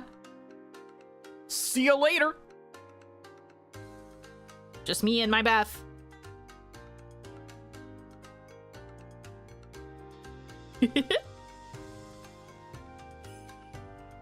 But no, one of the other tattoo ideas for Yuno that I've talked about was like something with cherry blossoms along like the chest, kind of like above. Well, I guess it's not the chest, it's more like the oh god, what would you call this part of the body? Like, it's above the boobers. It's chest kind of, but like near the collarbone, but like above the above the chest. Bust? But isn't bust like... I mean, I guess. I don't know, but like that area, kind of. Clavicle? I have to make sure you're right before I agree. Clavicle. What does the clavicle look like? What the fuck is the clavicle? Yes, actually. The clavicle area. Upper torso and head. Yeah. Clavicle. But I always had this idea for like a thin branch of like cherry blossoms, like going along the clavicle. Clavicle is another name for collarbone. Well, the clavicle specifically is like lower. When I think of the collarbone, I think of like the area between the neck and the shoulder. But the clavicle bone is actually like lower than that. And that's kind of more the area I was thinking of. I wanted to have it be like right above the boob. And then I would have an excuse to wear outfits that are more off shoulder so that you could see it. Just like, oh no, my skin, it's exposed. You can see this other tattoo that I have. Wow, crazy. Over the heart? Yeah. I will say too, this is a little bit of lore from when I was still in Kawaii. When I was still thinking about adding a tattoo then, I wanted to make it orchids for Ron. I wanted to have an orchid tattoo. Because that was Ron's flower.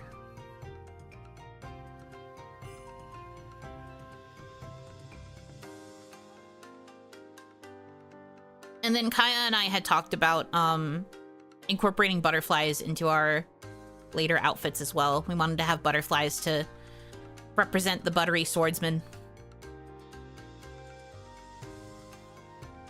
Is there a cat flower now? Wait.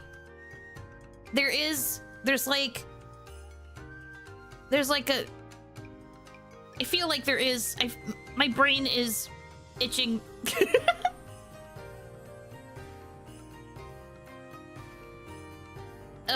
My brain's itching.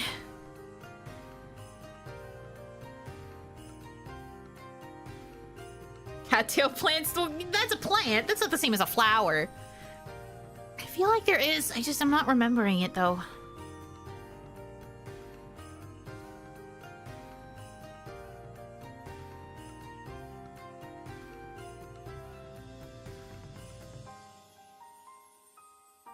Antenaria?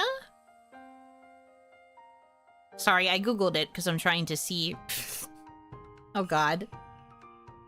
Hey guys, the tattoo should actually be the pussy toes. I'm talking about a plant, YouTube. I'm talking about a plant. I'm talking about a plant. I'm talking about a plant. It's called pussy toes. I'm talking about a plant. This is a real flower.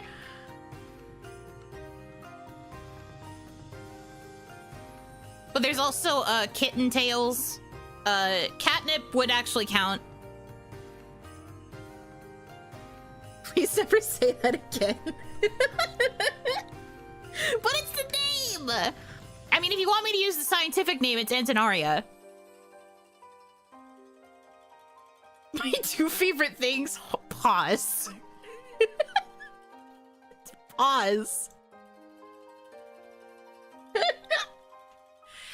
Anyway. But no, I guess there are, like, options.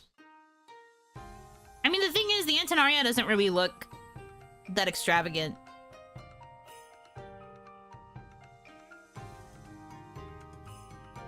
That typed in for a while and had to think before pressing enter. You decided to press enter. That was your mistake. Why would you do that? You thought about it. You should have realized. Bruh. Anyway, flowers that are safe for cats could probably also be an option. That makes it so much funnier. Okay. I see how it is.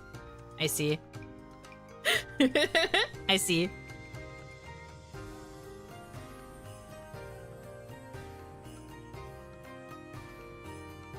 Not recovering from this for a while. I can't, dude. Anyway.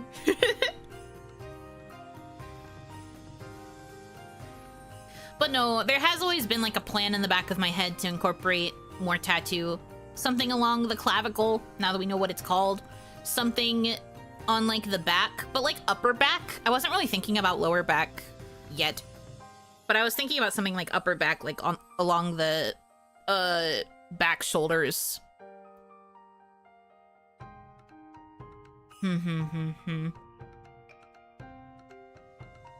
Basically, Yuno is going to look so cool. If I have anything to say about it. But you're right that, like, back tattoos probably wouldn't be seen unless I got a 3D model. So, if you guys want a 3D model for Yuno Hanaki, you have to aim for the $10,000 goal.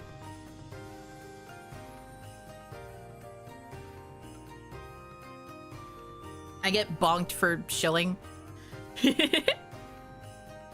Welcome back. Yuno and cool. X. What the hell? You're going to be so sorry when my 2.0 happens and I'm so cool. And you're going to be like, wow, Yuno Hanaki can be cool. I was so wrong. You'll be so sorry. That or you just rotate around. I can't. My model can't do that. I can't show back. What about a 3D model for Yukun? I mean,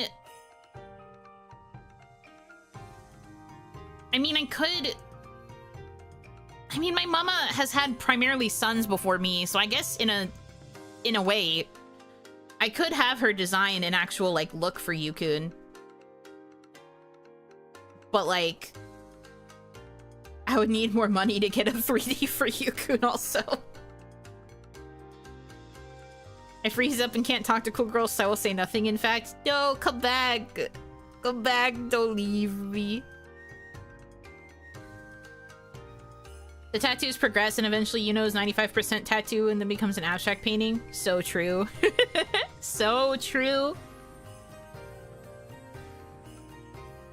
I mean, I think I wouldn't have any more than like 3 or 4 maybe. Because the idea of putting a tattoo on the other leg also sounds fun. But I don't think I would go much further than that, at least when it comes to like my design, because then it would get too busy and complicated. So I don't want to like overcomplicate my design. A lot of people when they draw, Yuno will just not draw the tattoo because it's already complicated. Wife is getting a upgrade, by the way, because my mama redesigned it. So like, I'm hoping that with the redesign, people will be more willing to draw it. I always get a little bit sad when people don't draw the tattoo. But I also know that it's difficult, so I just kind of don't, like, say anything about it. I'm just like, I don't want to be a problem. There's already so many details. But actually, there was, like, this thing that was going around on Twitter that I think I bookmarked, but it was, like, it's like a template to send a full reference to artists so that you can make sure that they don't forget any details anymore. And I was like, oh shit, I really need that.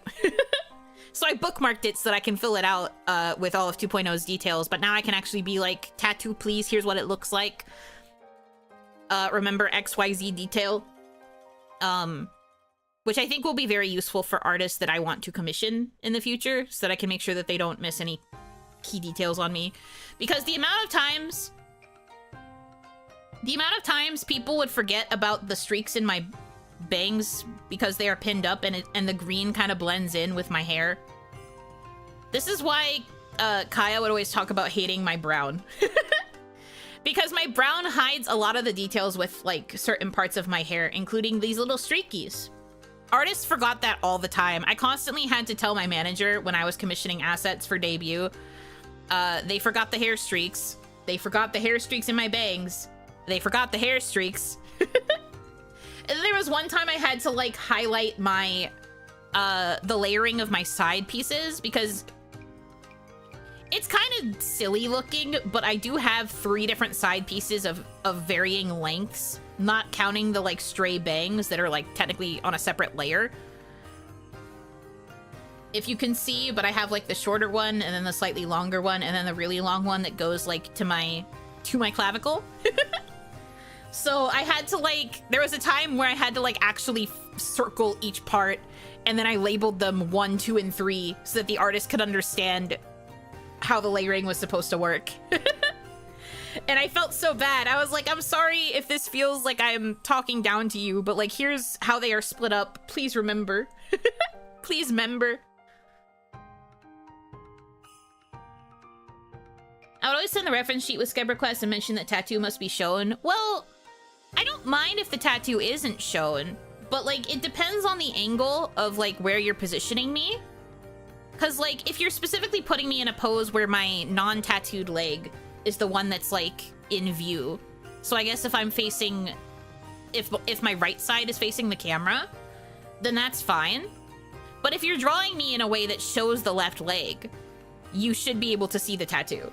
I just think that like, you shouldn't hide it if you're able to see the left leg. This goes for outfits as well. If you're drawing me in an outfit that would show leg and you can see the left leg in view, then you should make sure that it is still visible. Fun fact for you, the initial draft of the new key visual that I got from my new mama, wife was covered. The pose, covered up wife, and I was like, they're gonna want to see wife in the new key visual. So so literally the piece of feedback that I gave was, I love this pose. Can you change where my right leg is so that you can see the tattoo more? And so there's a very slight adjustment of like where that leg is positioned so that you can see the tattoo. You're welcome.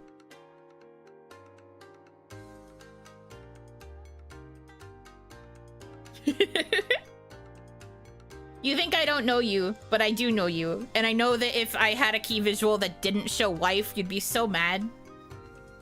Well, maybe not mad, but you'd be like, where's wife? That's such a key part of the Yuno Hanaki experience. And I agree with you. So I made sure to ask for wife to be more visible. I think it was like peeking out a little bit, but I specifically asked if the leg could be moved to show it more fully.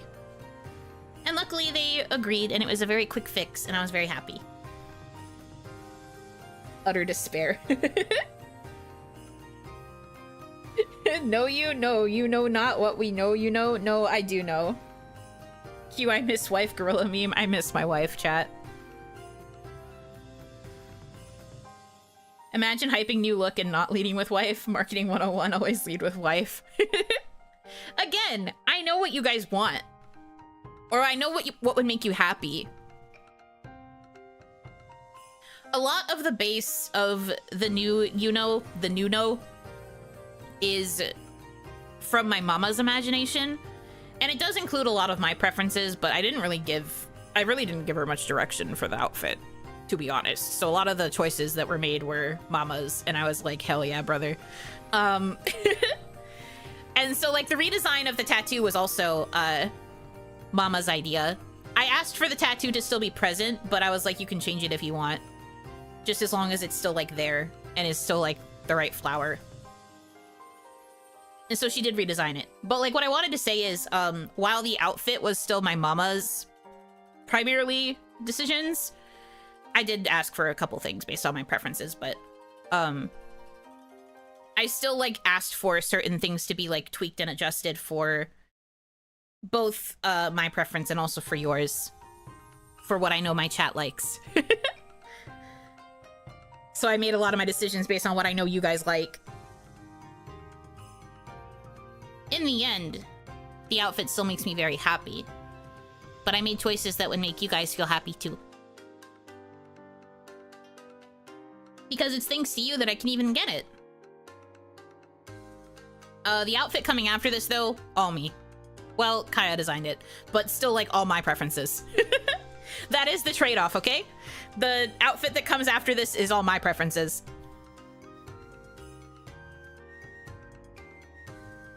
That's our trade-off.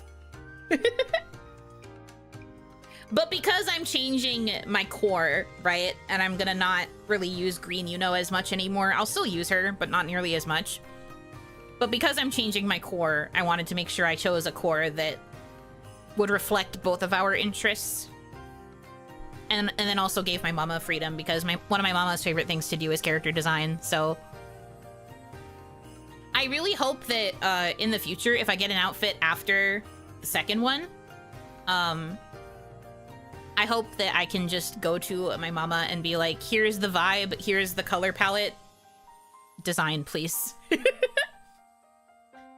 I really hope I can just give her, like, a lot of creative freedom so that she can whip up something cool, because I really do love how she designs characters. And I think the way that she interpreted the new me looks really good. So I would trust her to redesign me once again. I would trust.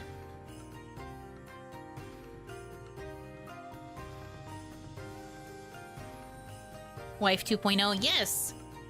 It's gonna look really good, I think. I've still only seen the version that's base colored. I haven't seen what I look like shaded yet. So I'm excited to see, like, once all of the, like, shading and the finalized details are in. I look forward to being able to, like, admire all the pretty colors. Does forehead still exist? Yes. That's something I've shared before, but my initial request to my mama had, these key elements. I was like, hello, here is my 1.0 design. Could you redesign this in your style? You can change the outfit in a way that you want, but please maintain that I am a Oiran, that I am half Oni. Please include a hairstyle that has exposed forehead, so pinned up bangs. And please keep the thigh tattoo. That was what my request said. I was like, everything else, you can kind of change up. I'm fine with that. Oh, also I said purple. I was like, purple vibes, please. No more green. Green, Gano. But I wasn't, like, specific about what purple, just that I wanted more of, like, a purple color palette. But yes, it's not really a spoiler, but forehead does still exist on 2.0.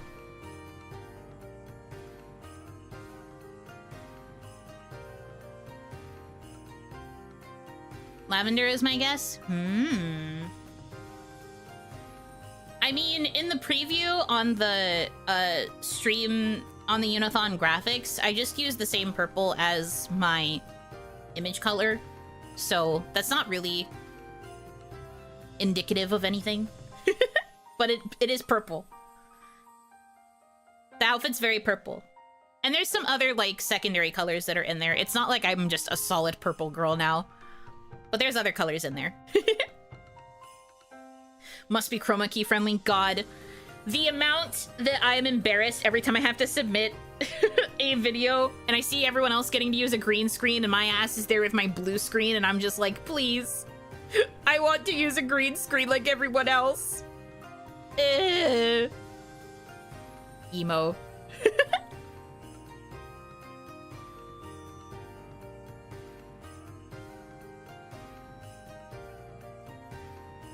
But you're right, I do also want to be chroma key friendly.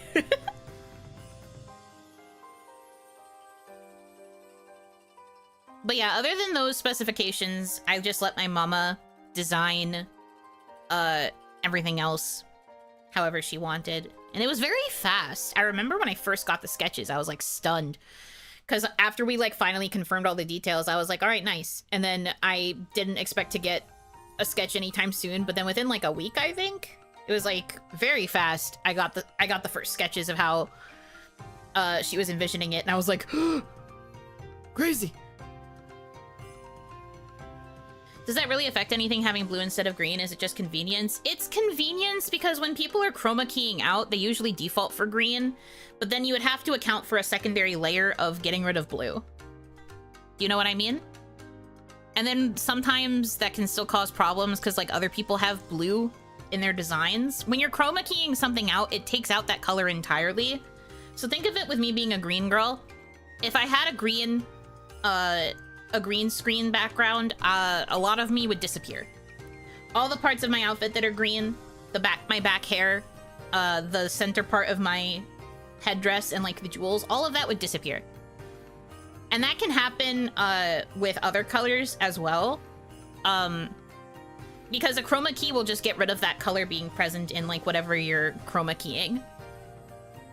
If I were to have a purple screen, for example, I would still stick out and we wouldn't worry about my green disappearing, but my eyes would become like grayer and like discolored because the purple was getting keyed out. You can't have individual chroma keys for each VTuber model in a group. It depends on the project. If you're doing like a group thing where like a bunch of people are on screen, you can usually like have a bunch of different layers where everyone's keyed out. But if you were doing like one single VTube Studio screen, for example, like you had one single VTube Studio source, like for a collab, everyone would be chroma keyed out based on, well, VTube Studio I guess is different because it lets you export transparently no matter what. But you guys can actually see, I have like really thin hair parts on my sides. You can actually see my blue in them. So you can tell what color my screen is. Let me zoom in so I can show you. You can actually see, because I have these really thin parts. You can see the effects of the chroma key there. How far can I go? Like this? Yeah. It's a bit harder to see on this screen because the background, the ocean is blue. But you can kind of see the effect of the screen on those really thin parts. There's like an outline. I've seen a bit of a green outline on some VTubers during collabs. Yes, that's because VTube Studio will not fully get rid of the coloration. Hey! I'm like really close to you right now. Hi. Let me not be so big. But yeah, the outline is because that's the VTuber's background in VTube Studio. I've shown you what mine looks like before. It's a very Windows blue screen blue.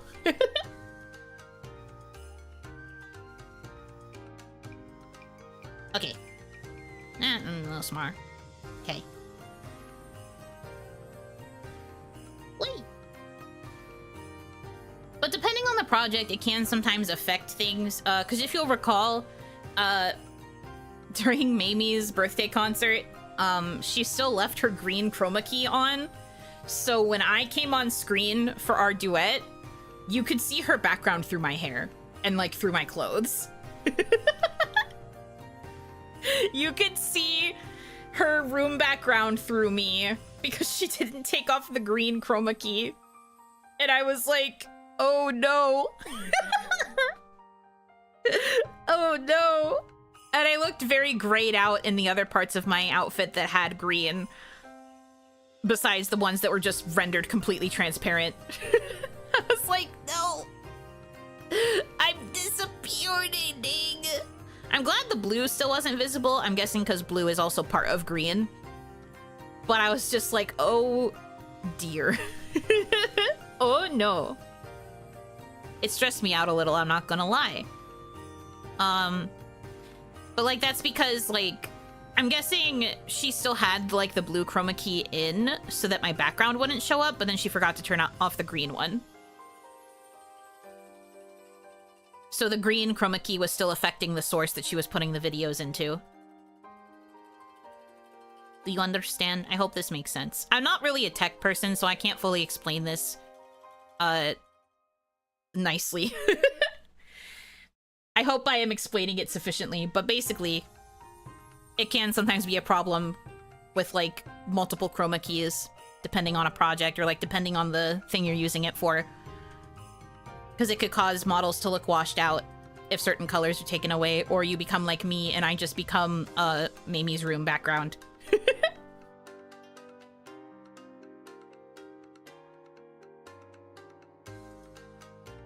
It's okay, the duet was still cute. I don't hold it against her. It's hard to juggle a bunch of things like that. I've never done a project like that where you have to pull up a bunch of people's videos and like do all that timing and stuff, so she had a lot on her plate. The last thing I was gonna do was like force her to fix it. I'm just a girl. If I ever did a concert, I probably would not do it like live style like that. I think I would just make it edited. I think I would edit all of it so that it was just easier to manage. I feel like that also helps for like audio balancing and stuff too. And then again, like with the visuals, it would be a lot easier to balance all of those chroma keys. Floating head, Yuno would have been peak. Floating head? I mean, the problem with floating head is you still would like, my hair would be transparent, but if you want floating head. Whoa. I'm a golem now. Wow. But all this green would be gone. All this green would just be reflecting like my background. And then I truly would just be a head.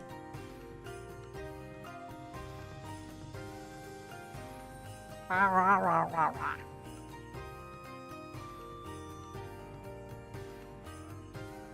was very fast. The fun fact is a lot of VTubers will have a toggle that is just a head or like just their head and their neck so that they can use those like outfit assets.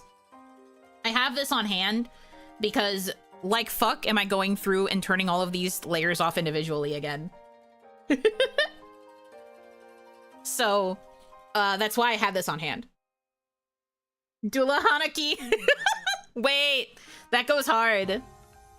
Maybe it's time to be a Dullahan. Guys, I'm rebranding? I'm kidding. You have that on hand? No, it's on your head. Oh my god, so true. It has to be on my head because I don't have hands. You're so right. I'm such a fool. How could I have forgotten?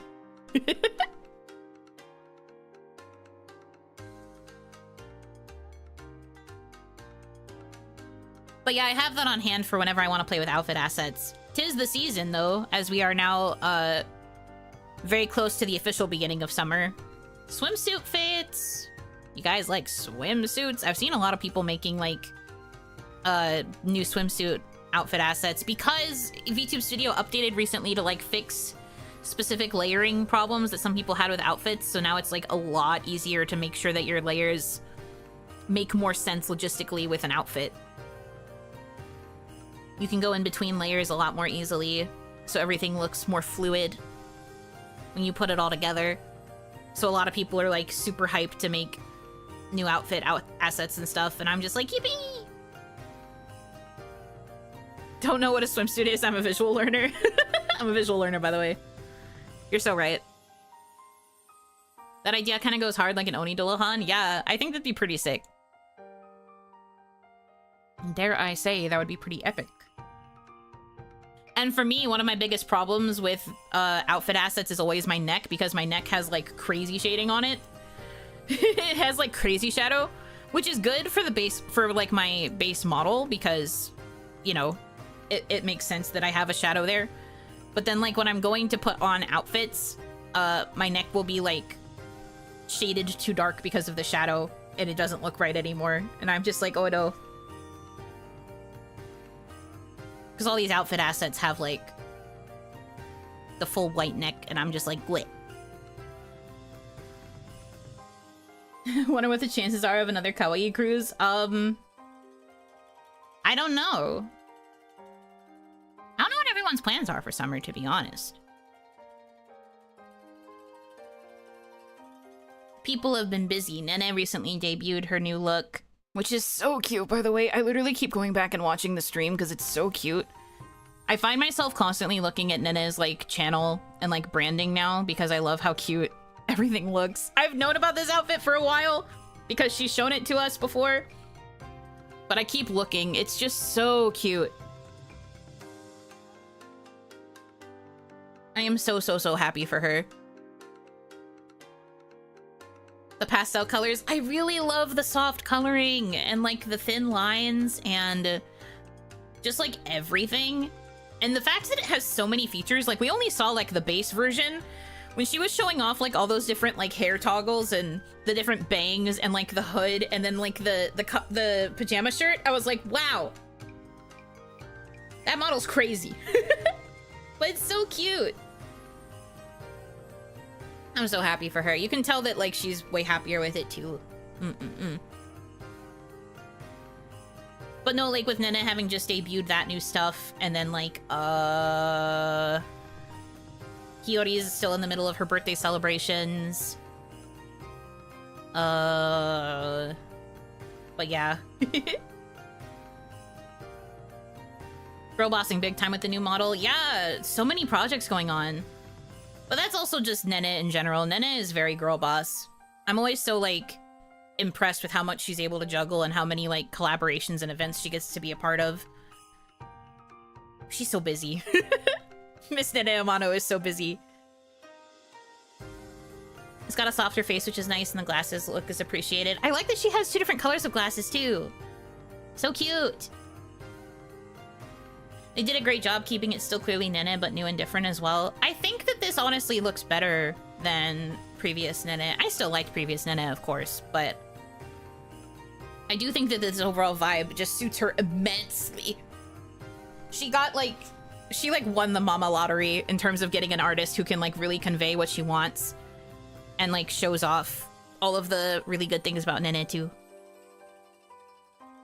But I think that, new Nene is like ideal for Nene. And I guess I have bias because I'm doing something kind of similar by like changing my base. But like, I'm excited. I'm excited for her. I think it's cute. Sharzu also debuting a new outfit soon. Yeah! Sharji B. I have seen glimpses. I've seen little peeks. That is the perk of being a tier 5 member of every Goro, is that I get to see peeks. It's cute. I think you guys are gonna like that one also.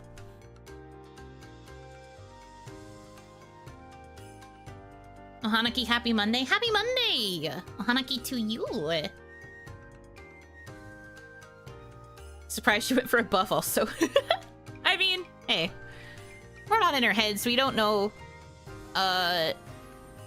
much about the reasons, but like I still think that it's pretty. It is cute. I love Nene. She's so pretty. Me when I was looking at that pajama shirt model, God, I love women. God, I love women. What a good time to love women. Happy Pride Month to me. She's so pretty. I mean, I wouldn't be surprised if it was also just to, like, make Cloud Tomo happy. But I was just like, man, so cute. She knew what she was doing with that tummy window on the pajama shirt, and that is why she is based. That is why she is based. She made a lot of, like, very sensible choices. She does know what she is doing.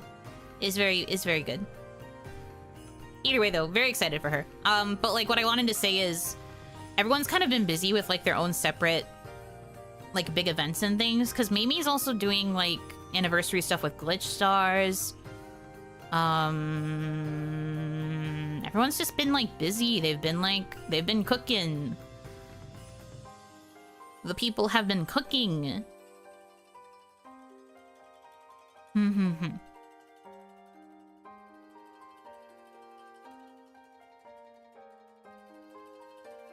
I feel like the only people not cooking too much right now is, like,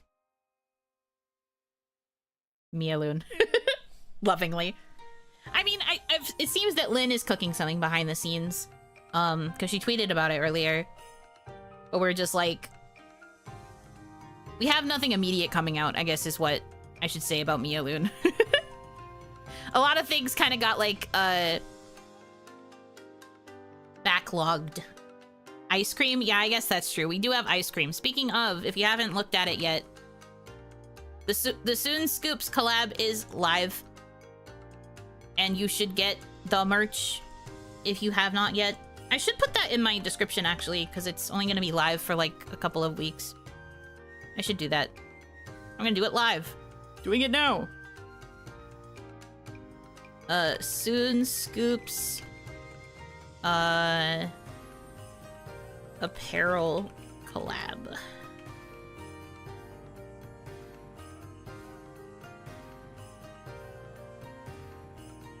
There we go. Melon was delayed a bit. Yeah. I've said this before, but like priorities shift. You know? She's doing her best though, and hopefully she enjoys this break that she now gets to be on before going back home. I'm sure when she goes back home, she's gonna want to start cooking up a storm again. Because I know her, and I know that, like, she gets a lot of enjoyment out of working on projects and, like, cooking stuff up like that, so it's probably been killing her that she hasn't been able to do that as much with how busy she's been with the big girl job.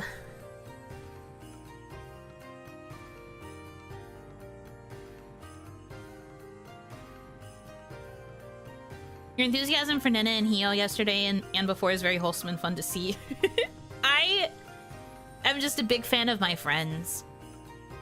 I don't know how to articulate this very well without turning a little bit self-deprecating. I'm gonna try. But like, one of the things I loved the most about being in a company was being surrounded by a bunch of people who were accomplishing really cool things that I got to witness from like that behind the scene angle. The tier 5 membership is no joke. When you get to see like all the things that everybody is cooking, getting all the like little sneak peeks of like the new outfits, of like the new stuff that they're working on, getting to hear them get like excited about all the new stuff that they're working on and like being able to celebrate that, that's something that has always really inspired me, because I feel more energized to create when other people around me are energized to create. So like going back to Nene again, Nene working on this new this redesign and like all of this like rebranding that she's been doing has made me really excited for my own rebrand. And then like having people be excited to like celebrate a birthday or like release merchandise or all of that stuff. I just like being there for people when they are like excitedly like working on projects and like things that they like. And I've always seen myself as more of a supporter than like a active doer. I'm very good at being in like the co-captain role. I don't think I could be a good captain of anything, but I feel like I could be a really good co-captain. Because I like helping other people work on the stuff that they are organizing. I like being part of it that way. But like seeing the other girls be creative was always like something that would make me really hype about being in a company. And I guess there was also a part of me that had the drive to be like, I'm excited to get that support when it's my turn. I put in a lot of the support both because I do genuinely feel that way for everyone else. But then I also really liked when people would get excited about my stuff too. One of the biggest thrills that I got when working in Kawaii was the first time I wrote the original lyrics for Endless Summer, and Lua announced it during her birthday concert, and all of the other girls were like, Yuno! Oh my god, Yuno's so good! And I kind of exploded internally.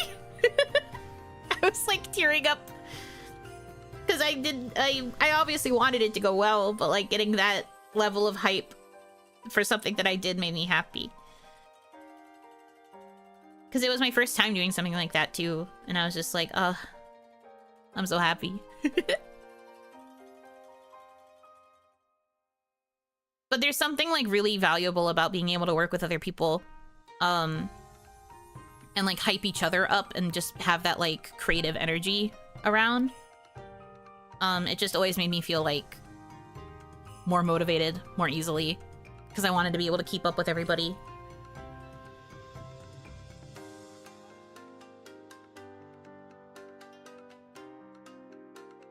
The good thing of being part of a team is having other people reassuring you that you're doing a good job. If you're all alone, you'd be more unsure of your own skills. That happens to me so much now. It happened to me before Kawaii, it's happening after Kawaii, but I'm constantly unsure of my own skills now. I already have, like, pretty intense executive dysfunction at the best of times, and then I also have choice paralysis at the best of times. There are a lot of things that I want to do, and then the minute I try to do them, my brain's just like, but you're not going to do this well. But you're not going to be successful. Like, it's going to be fine. Passable, maybe. And I just kind of, like, I don't know, shit on myself. Which sucks. And I know that, like, technically the other girls are just, like, a group chat message away. I could easily just be like, guys, what do you think of this thing? And then everybody could be like, it's so cool. But I also just get scared to, like, put the spotlight on myself.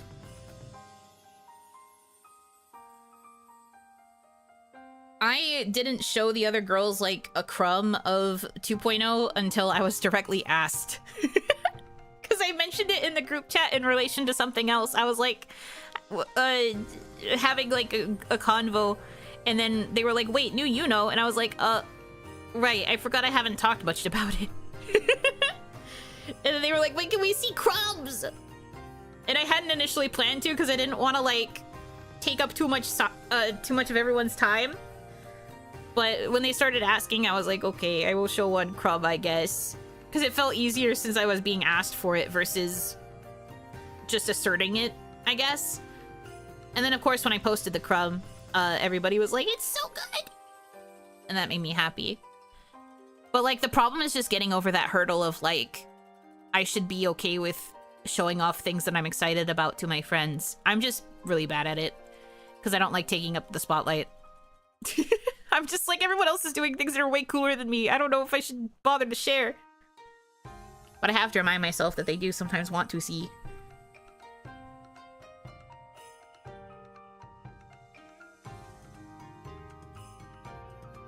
Gotta keep Shia LaBeouf in the ready. Just do it! Don't let your dreams be dreams! As I'm just like, I don't know. But do people even care? But no, there have been times that I have shown people crumbs and everyone's been like, oh, it's so good, oh, and I'm just like, yeah, I know.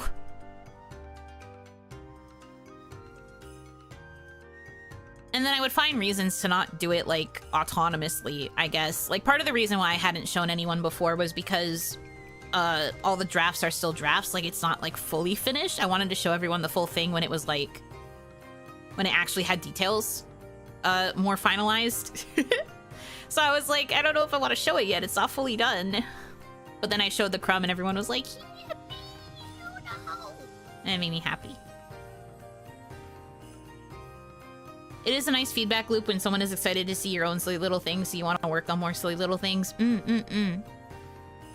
It's very motivating, and that was one of the main reasons I wanted to even join an agency. Because I know for a fact that when I'm surrounded by other creative people, even if we're just, like, doing parallel play with our creativity, like, we're all working on different projects, but we're still working on something, it's like, that would always be really inspiring for me. Because, like, you know, take me and Melon, for example. Melon is an artist, like a visual artist, and I'm more of, like, a word artist, but I would always be so inspired, like, watching Melon draw, or, like, seeing things that she has drawn, or listening to her sing. Because her singing would always inspire me to get better at singing. Or, like, it would make me want to sing. That happens when I listen to Isla-sama's music as well. Whenever I hear Isla-sama do karaoke, or, like, if I listen to new music that Isla-sama puts out, it just immediately makes me want to go sing. There have been a number of times where I will still have her karaoke stream on, like, on my side monitor, but then on my main monitor, I'm, like, picking out songs I want to sing for myself. Because there's just something about, like, about seeing them be so excited about singing that makes me want to sing. And they're both like vocal inspirations for me. I don't think I could ever sing like them, but they just inspire me to keep singing. And things like that. I've always known this about myself, though. Like, I've always known that I'm inspired by other people doing cool creative stuff, so I knew that that was going to continue when I became corporate. And now that I am no longer corporate, it's obviously still true, but I feel like I get less opportunities for it now since everybody is still kind of operating separately.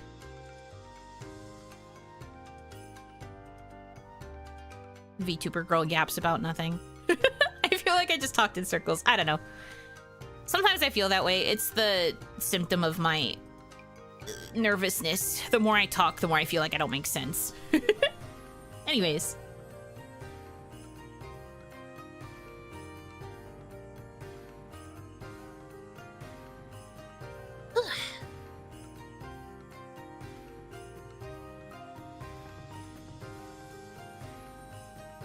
I also think that there's some, like, gamers outreaches doing their summer festival thing again. I think some people are participating in that. I was trying to think of, like, other, like, summer stuff that's going to be going on in the next couple of months. But I feel like there's just a lot of, like, independent things going on that might lead to it being harder to organize, like, big group stuff. But maybe. Who knows? We love a long yap. I am glad you guys love a long yap. I really wanted to do this stream earlier, going back to me feeling sick. I really didn't want to cancel because my most recent streams have mostly been gaming and like locked in type gaming where I'm trying to like actually finish a game. So it was a lot harder to like chat with everyone. I really needed to have like a Zatsu. I've been like itching for it. I'm just like, I need to communicate. Clawing at the walls. Let me talk. Grag. So I'm glad I did it still. Chatting Unonium refilled on both sides, because I've really been wanting to yap.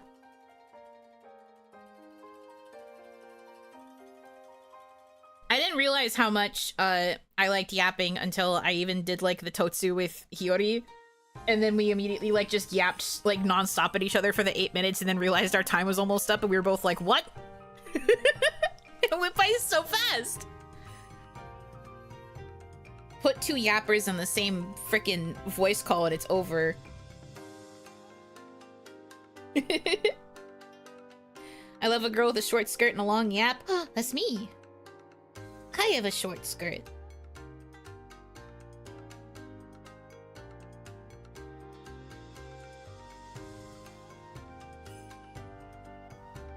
Prove it?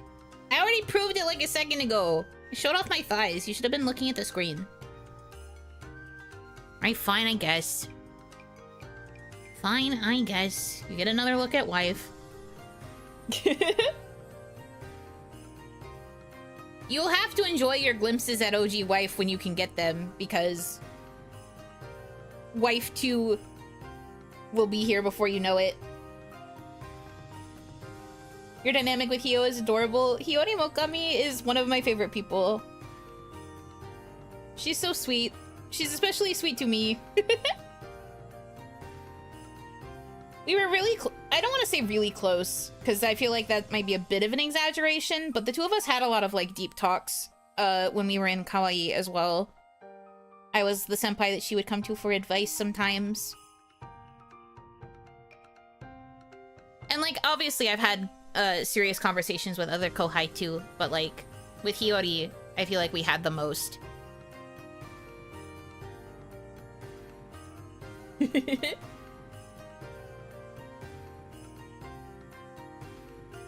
don't even need to look at the screen. I have wife perfectly imprinted into my Brit wife. Yeah, that's what they all say. It's always nice to get a refresher. Wife 1 will be missed and remembered, but we will love wife 2 just the same. I think you will too. I'm kind of excited to see, like I said, I want to see like the shaded version of wife, because I've only seen the base colors. But I look forward to seeing full wife experience, wife 2. But she looks good. She looks good as a base-colored sketch, so I'm excited to see the final.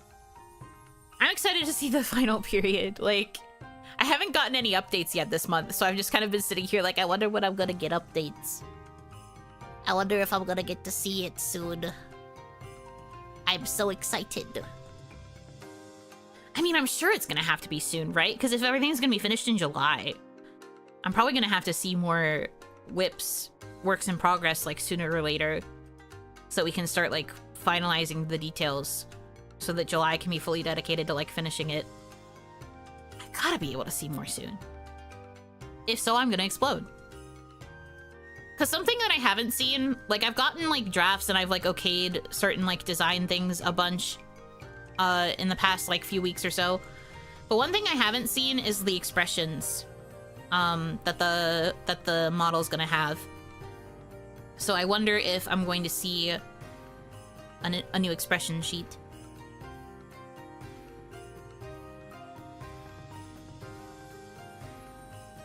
I think that would be a fun work in progress image to receive. I mean, if they end up being a total surprise too, like I don't see it until I get the full models, that's also fine. Because I mentioned that I was okay with, like, whatever. But getting a whip of it would be cool. I'd like to see how my mama picked out expressions for me. Mama determining my emotions. We will find out what I will be capable of expressing.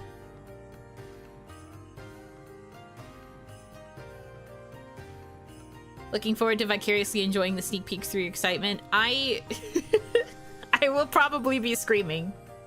If I ever am streaming, like, in the morning and you hear me just, like, stop and screech, it's probably because I got an update. Because usually, my mama will send updates, like, in the early morning hours for me, because that's, like, evening time in Japan. So I usually get emails, like, super early in the morning. They've been averaging between, like, 5 a.m. to, like, 9 a.m. There was one time I got it at, like, 11 a.m. and I was shocked. I was like, whoa, it's late over there. But thank you for the update.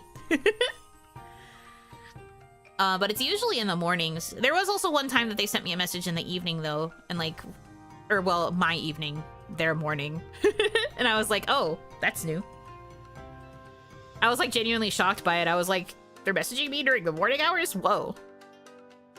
This must be an important update.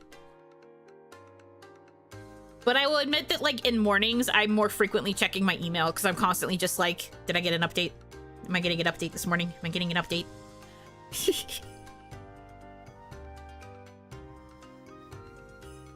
That moment when you get an update on an art project is one of the top feelings on earth. I know, right? I didn't get to experience it, like, for myself as much when I was in Kawaii, because usually I was having management handle most of the art commissions. Most. I was really only handling my own, audio mix commissions. And then, like, yeah, it was usually management handling all the art stuff, so I would have to wait until Sora messaged me about an art update, and then I'd be like, yay! Art! I didn't really get much art independently. I would like to more, though, if I can manage it.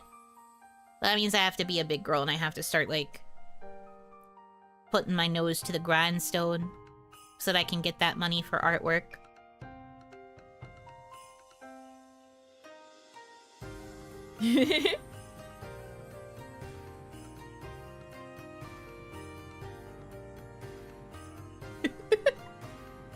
What is that message? I feel like your brain broke because you got to see wife.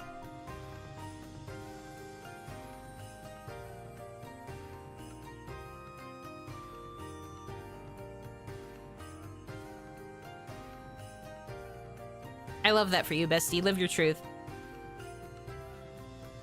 Mind shattered. Mind broken by view of thigh. It was finally too much. So true.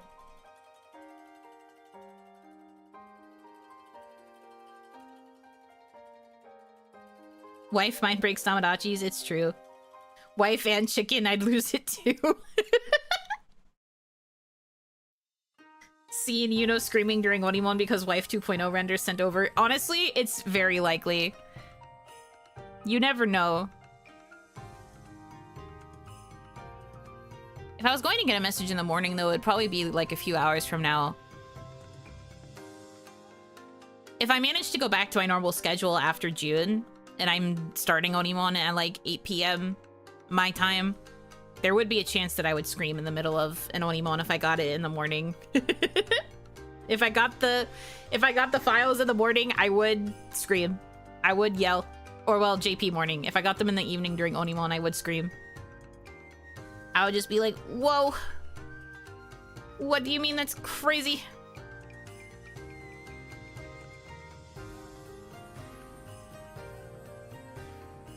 It's so good. Sorry, I peeked at the files again.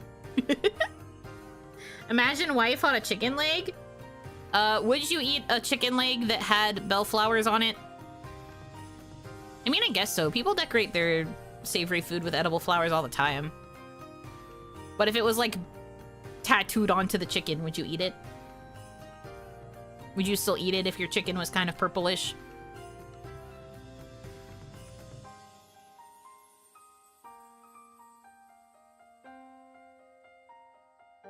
I am asking.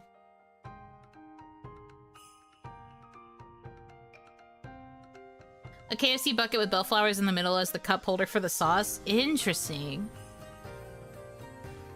That could be kind of cute. I'd preserve it. You'd figure out how to preserve it so it wouldn't spoil, and you would just always look at it forever. That's certainly a choice. I love that for you, Bessie.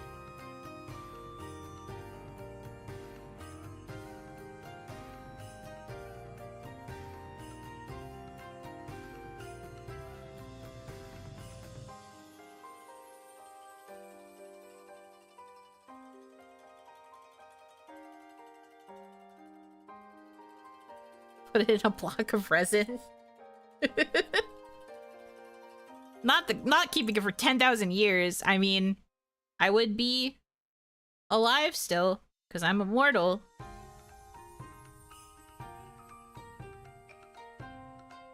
Silly.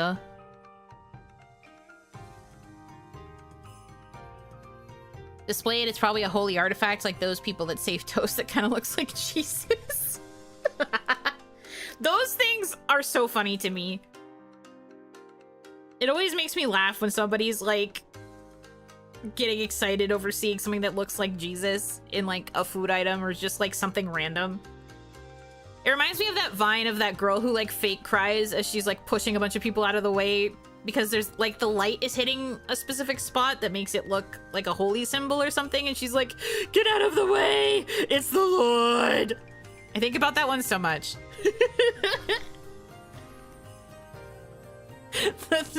the level of just like emotional depth in that vine is just my favorite.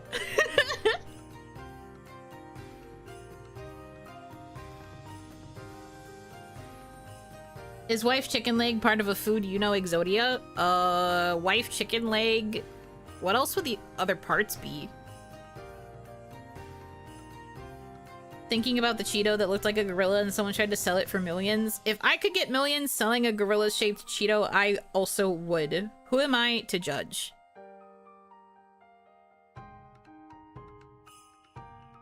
Me trying to sell my boot-shaped chicken nugget in my McDonald's order. You know face toast? Other leg is beef Wellington? No, beef Wellington should be the chest. Because it's the center cut. It's the center cut. So it should be the center, it should be the body.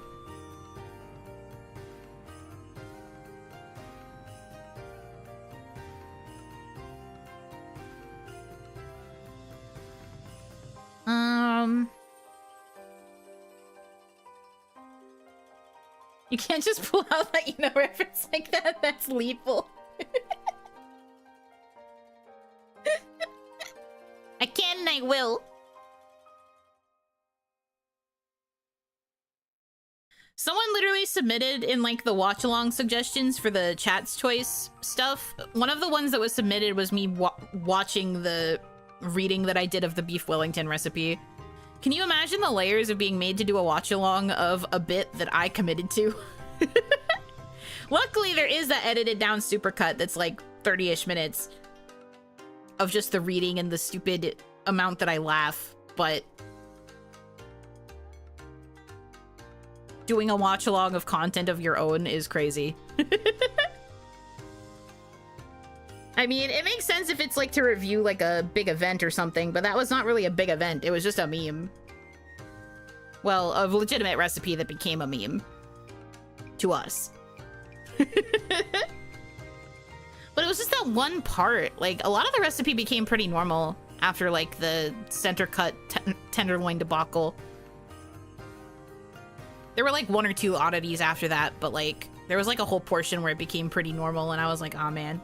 Didn't we get raided halfway through and have to loop back to explain what was going on? Yes. I got raided once during it and then somebody said, uh-oh, we're gonna have to start from the beginning, and I literally did start from the beginning. And then I think there was a point later where somebody came in and didn't know what was happening and someone joked that I should start over again, and I was like, I won't. I'm not strong enough to do this a third time. But yes, I did rewind to start from the beginning for the person that raided.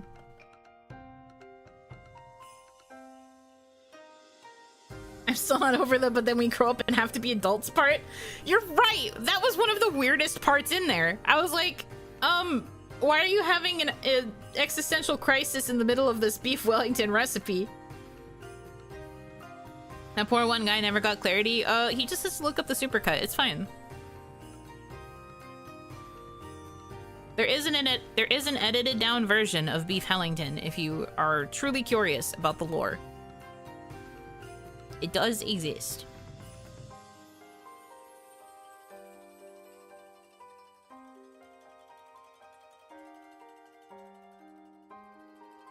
If I was writing a Beef Wellington recipe, I'd be having a crisis too?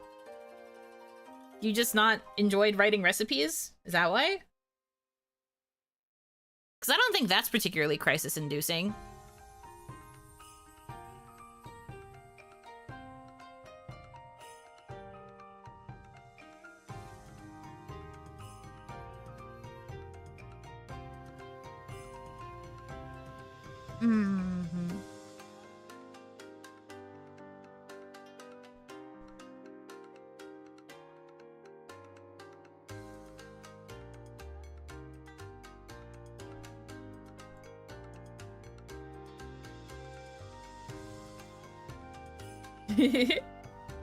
Like shower thoughts, the 10 minutes in the oven and then staring at the BW up finishes cooking on the counter leads to some life questions. I guess that's fair.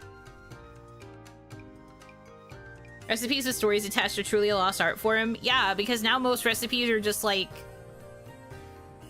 getting to the point, which I appreciate because I do prefer when my recipes get to the point, but I don't know, it's funny. Things are silly.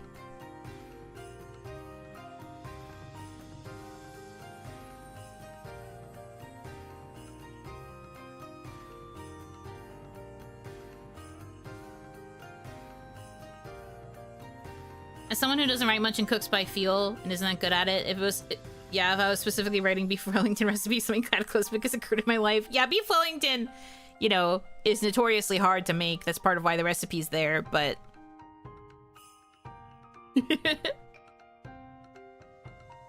I guess that would be a sign that there was a crisis, especially if I wrote a beef Wellington recipe. You know something's wrong, and also you shouldn't follow it. You probably shouldn't follow it if it's me.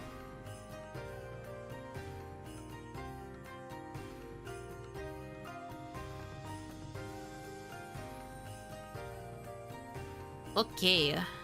Also, for those of you that are wondering, I do have a few spin things that I owe, but I kind of got too distracted by yapping, so I didn't get to them.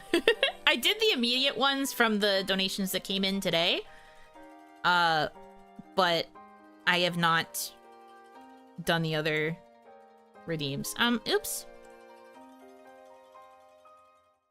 Although since you're here, Brian, this is actually one that applies to you, but I can draw you a profile picture. You were banned when you first donoed, so I couldn't ask you what you wanted drawn.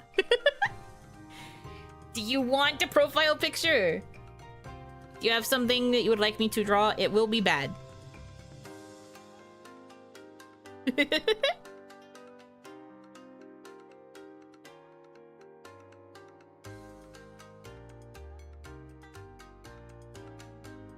Give me that profile picture. Okay, what would you like? What are your specific requests for how you want this to look? Do you have a vision for how you want it? Let me know.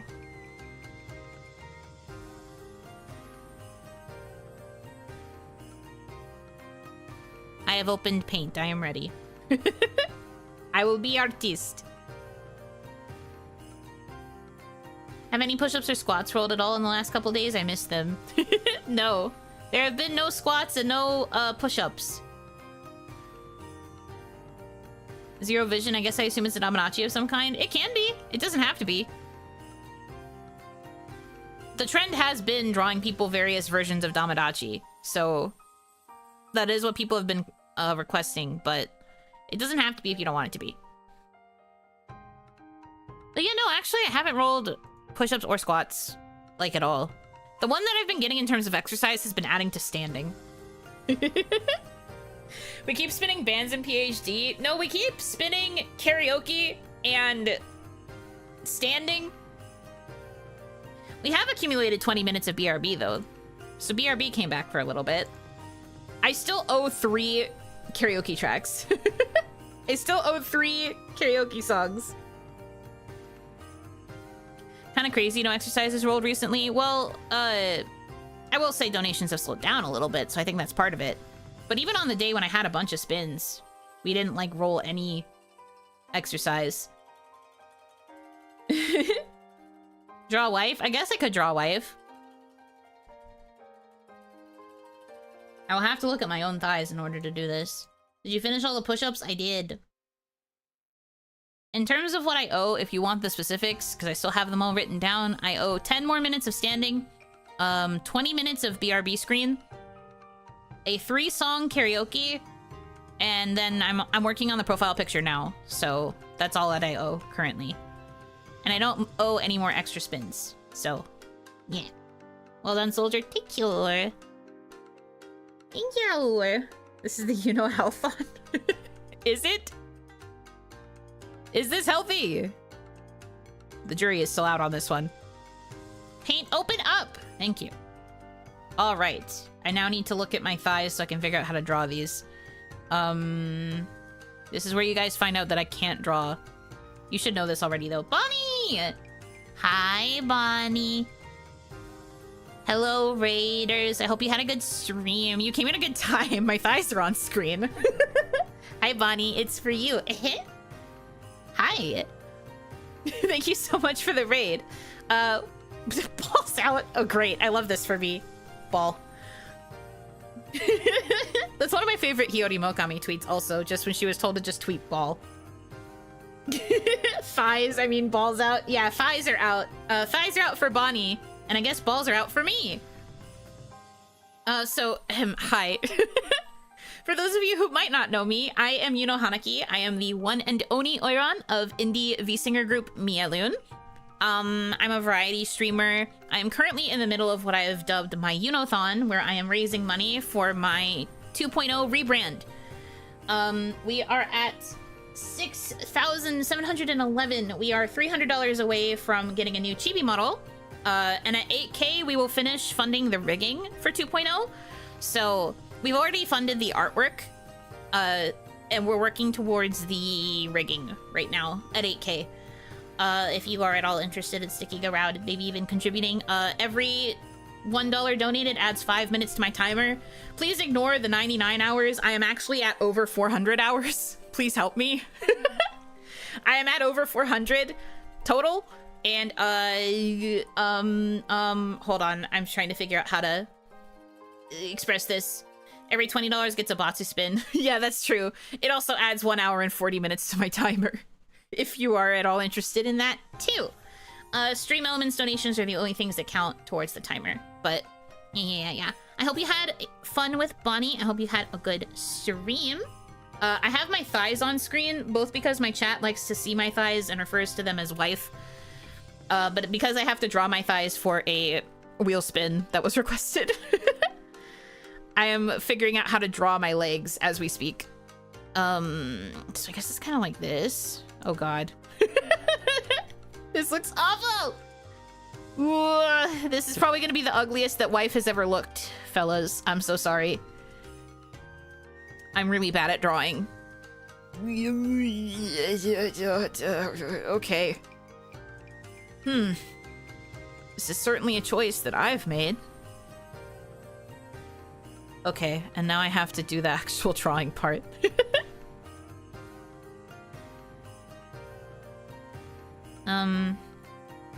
Okay, so...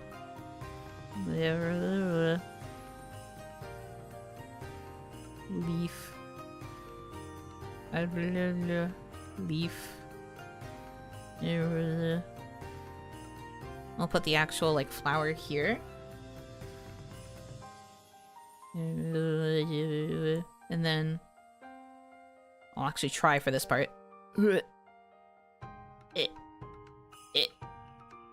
Oh god.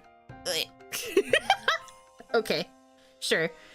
And then up here is that again.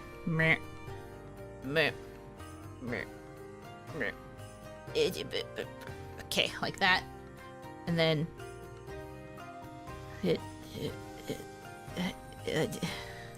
it's not going to become wife after this. It's not. This is not a good drawing of wife. I'm doing wife dirty right now because I don't know how to draw. It's so bad. It's so bad. Who gave me the pen? Who let me do this? Oh god. It's so bad. This is wife. Can someone, like, key smash trying to spell wife really quick for me? Because that's the equivalent of what you're going to see when I finish this.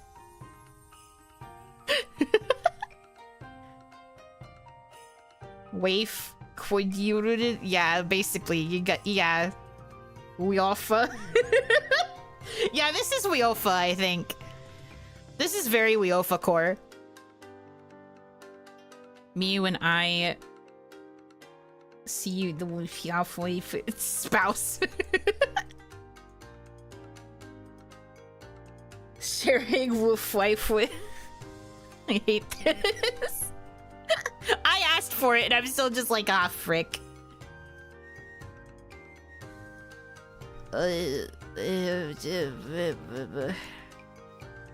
Okay.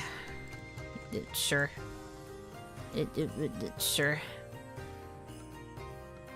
And I need this, and we need to go back to this, and then I do that, and we do this, and we do like this, and then like this. No, that one's ugly.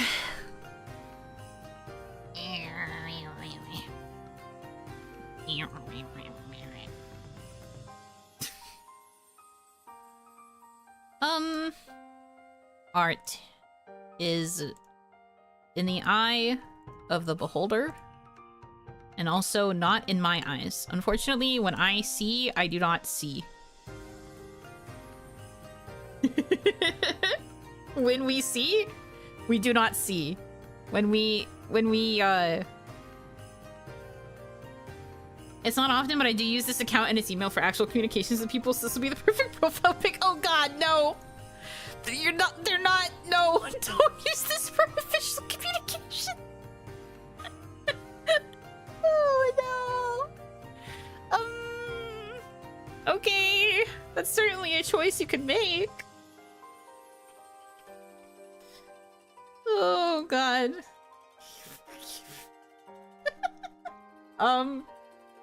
So here's wife.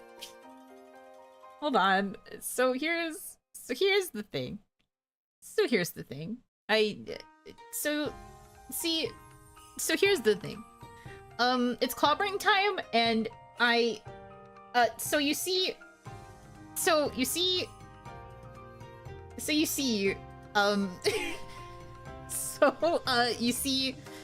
and when you and the when you and the when the and it and the yeah. I can't draw. I'm sorry. Wife has been working out. Actually, wife is on the less buff leg. The other leg, the naked one, is apparently more buff than wife. 1080p wife on 4 legs. Absolute cinema. You know what? Real. Wait, did you actually make your profile pic normal wife? That's very funny. Thank you. I appreciate that.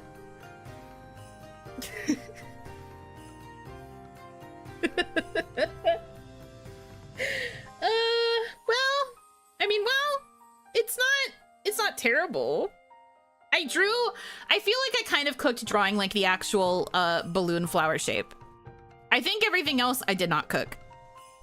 But I think when it came to drawing like the star shape, I kind of nailed it. Yeah, the flower looks right. The flower looks like I did it. The flower looks like it's a flower. I mean, it's good. It's good. It's fine. Just don't look at the other leg. Just don't look at the other leg. Also, I didn't draw like my skirt part. Don't look at that either. Don't look at the fact that these are just disembodied legs. It's fine. Just don't look at those. Anyways, so yeah, here's your profile picture. Go crazy, I guess. Go crazy. Go stupid. Go crazy. You're welcome.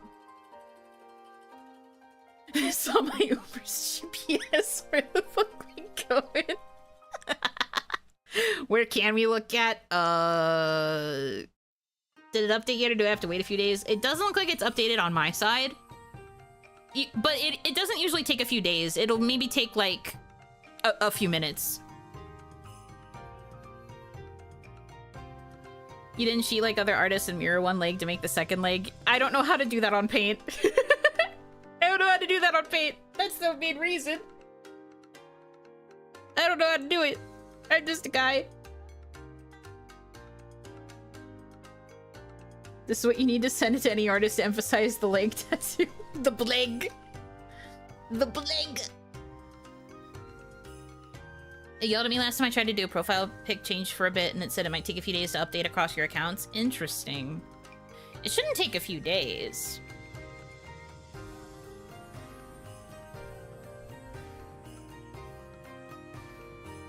I think the longest it ever took for it to update a profile pic change for me was when I changed to the Coleman art that I'm currently using, and it was only because it took like a few hours. But that's because I had the same profile picture from my channel's inception. So when I finally changed it after over a year, YouTube was like, "Are you sure? Are you sure about that? Is this you?" And I've always been immediate. I guess it depends on vibes. Google is Googling for sure.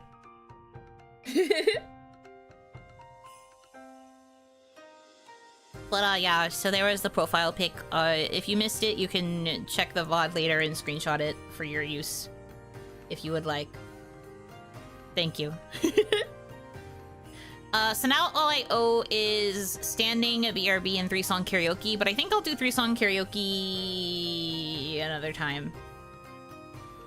Mine's immediate too. No, thank you. Yeah, sure. But yeah, I think I'll do the other redeems another time, because I have been yapping, and it's also, like, basically my dinner time, so I should probably get ready to wrap up so I can get ready for dinner.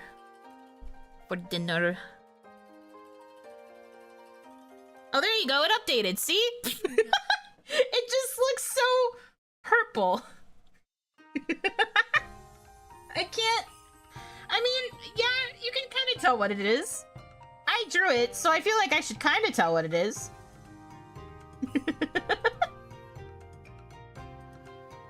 From a distance, it looks good. So true. From a distance, it looks like I kind of nailed it.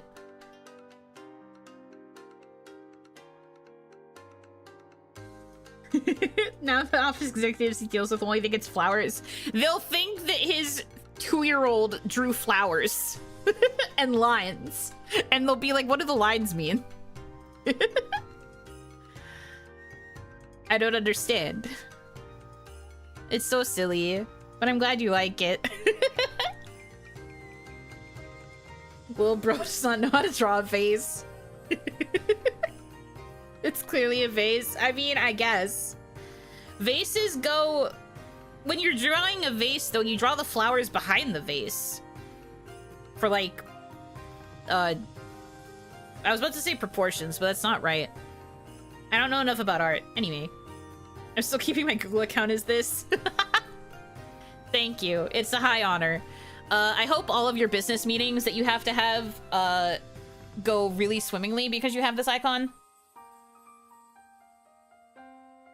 May you broker many deals or whatever you do for work. I don't remember what you do for work. I'm sorry. Anyways. But yeah, like I said, I should probably wrap up around now because it is approaching dinner time and your girl is ready to eat and have a break. So reminder, I will be off tomorrow and Wednesday, taking a little recharge time when I come back. I don't know what order I'm gonna do the streams in yet, but you can expect playthroughs of, well, not full playthroughs, but you will see gameplay of Expedition 33, Stellar Blade, and finally finishing Okami for real. No cap. As the kids used to say. I don't think people say that anymore, so I feel like I feel very old when I say it. But, yeah. That's what you'll see after I come back. I'm probably also going to do a stream on Sunday. Also, I just don't know what it's gonna be yet. Rune Factory, Doko. I'm not sure. I've been playing Rune Factory on my own time. I don't know if I'm going to do another playthrough of it. If I decide to play Rune Factory on stream again, I might start a new save. So that way I can just kind of play it from the beginning and actually put it in like a clean playlist. If I decide to. I don't know if I'm gonna. I'm still working on like my save. I've been playing it offline.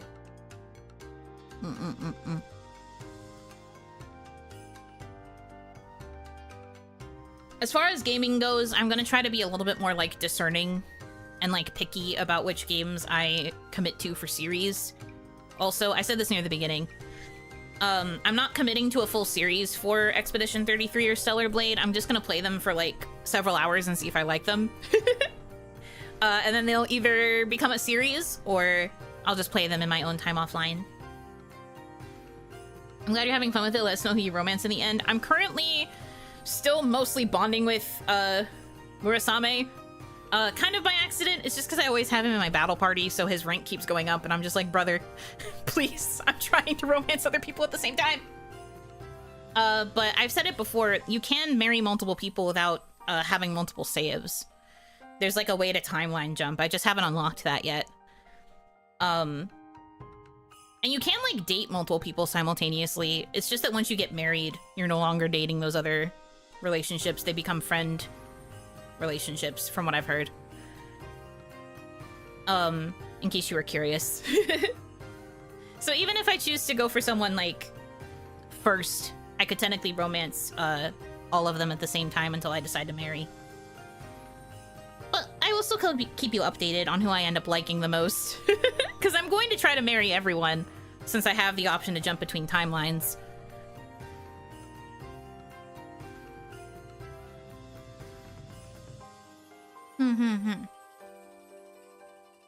Give the cheater the time manipulation? No!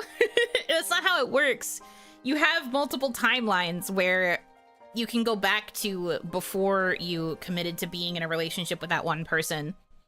And then it just like resets all of those bonds to like a certain level, and then you can choose to like focus on just one character to like really commit to again. So it basically undoes all of your relationships, and it also gets rid of the child. It's like truly a alternate timeline, alternate universe scenario. Maybe the Rune Factory Society works on casual dating rules until marriage by default. Kinda. Went away for a moment, thought about, you know, romancing several people. I mean, hey, I have 2 hands. What else am I supposed to use them for? I've said this before and I'll say it again. Anyway, I'm going to go ahead and wrap up because I want to eat food. I don't know what I'm gonna eat yet though. But since I only had like a bread and my coffee, I am hungry. So I need to eat something relatively substantial. I'll figure it out. Well, yes. Thank you guys For hanging out and yapping. Oh my god, the neighbors are already pounding on the walls again. Please. I just want it to end. Actually, when I was outside last night, I think I realized part of why the pounding is happening. I think the room that is adjacent to mine is a child, which is a bit of a concern for me. But I like looked up at the neighbor's house and I saw that the curtains on the room that is adjacent to mine are like pink with like flowers on them, and that could mean anything. I don't want to assume an age based on the aesthetic, but I think the pounding would make sense if it's a child. Which means that the kids like pounding on their walls, and I'm just like, that means that I really can't get mad because it's a child. It also means I can't get loud or talk about things that are too inappropriate because there's a child over there. So that's fun and cool for me, if that's true. But I guess even if it's not true, I should just kind of be mindful of what I'm saying. Anyway. I said all of that just now because of the pounding was like really loud and it scared me. That's the thing I've been having issues with. If it was just like occasional knocking against the wall, I'd be like, that's fine. But like, it's like really heavy, like hitting. There's like crazy stuff going on over there, and it's always like banging against the walls. And I'm like, hit somewhere else in the house. Maybe somewhere that's not adjacent to a room. Is it fresh paint or was the room already pink? Oh no, they didn't paint it. I could see their window from where I was outside last night, and the light was on in there, despite it being 2 a.m. And I saw that the curtains were pink with flowers. They didn't paint the walls. We are allowed to paint our walls, I think, when we move in, but we have to paint them back to basic white before we move out. So I don't know if they're planning to paint walls or anything, but the curtain was like pink with flowers, and to me that screams child, and I know they have a child, but I don't know if that is the child's room necessarily. It could not be. I don't know. I don't know. Making assumptions. Sounds valid enough to say something to them about it. I don't know, man. It's just, I feel like if I try to say something about the noise, then they will immediately start getting on my ass about the noise, and I'm a streamer. I really can't afford to have neighbors getting on my ass about noise. It'll just seem hypocritical if I'm like, hey, can you not? And then they're like, and then anytime I speak, they're like, hey, can you not? And then I get written up for being a streamer. I've like never made noise complaints about neighbors, and my neighbors have never made noise complaints about me, so I don't want this to be the start of something. I also don't want my first conversation with the new neighbors to be, hey, you keep slamming around in the middle of the night. Can you not do that? Because I'm too shy. Is your talking voice audible through walls? I don't think so. There was a time in my life where I was like talking to myself while in bed, and Oni Mama could hear me from her room. But our rooms are like, I'm in the master and she was in the smaller room. And our rooms are kind of like, we're like perpendicular to each other, I guess. I don't know how else to describe it, but hers is like straight at like the end of the hall, and then I'm on the right hand side. So we're like perpendicular to each other. She could hear me then. That's different than entirely separate units, at least. I guess that's fair. But like, I do have like my wall, and then also the other bedroom have walls that are adjacent to walls of rooms on the other side, I think. I don't know if the second bedroom has that, but I know my bedroom is adjacent to one of their bedrooms. So maybe... I don't know. Something like that. Give them a week could be DIY for the girls' room. My newest neighbor banged around a lot when they moved in. It's been like 2 weeks now. This week, if it keeps up every single day, will be 3. But I don't know. I don't know, man. I'm going to try and live and let live. It's just that it always starts up like in the evenings. I think I'd be less annoyed if it was happening like during the day, but it's always like the minute evening hits, there's just a lot of noise. And then it goes until really late at night. Even when I was like outside trying to corral the cat, there was like, they were like watching TV. I could hear them talking from outside. All their lights were on. And I was like, huh, they're crazy like that, I guess. Me shaking hands in terms of being nocturnal. Vampires? Maybe. Who knows?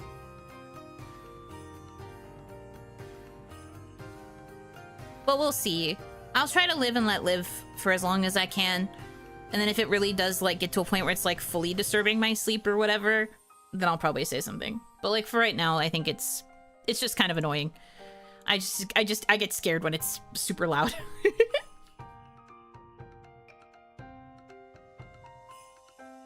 But I will be good as best as I can.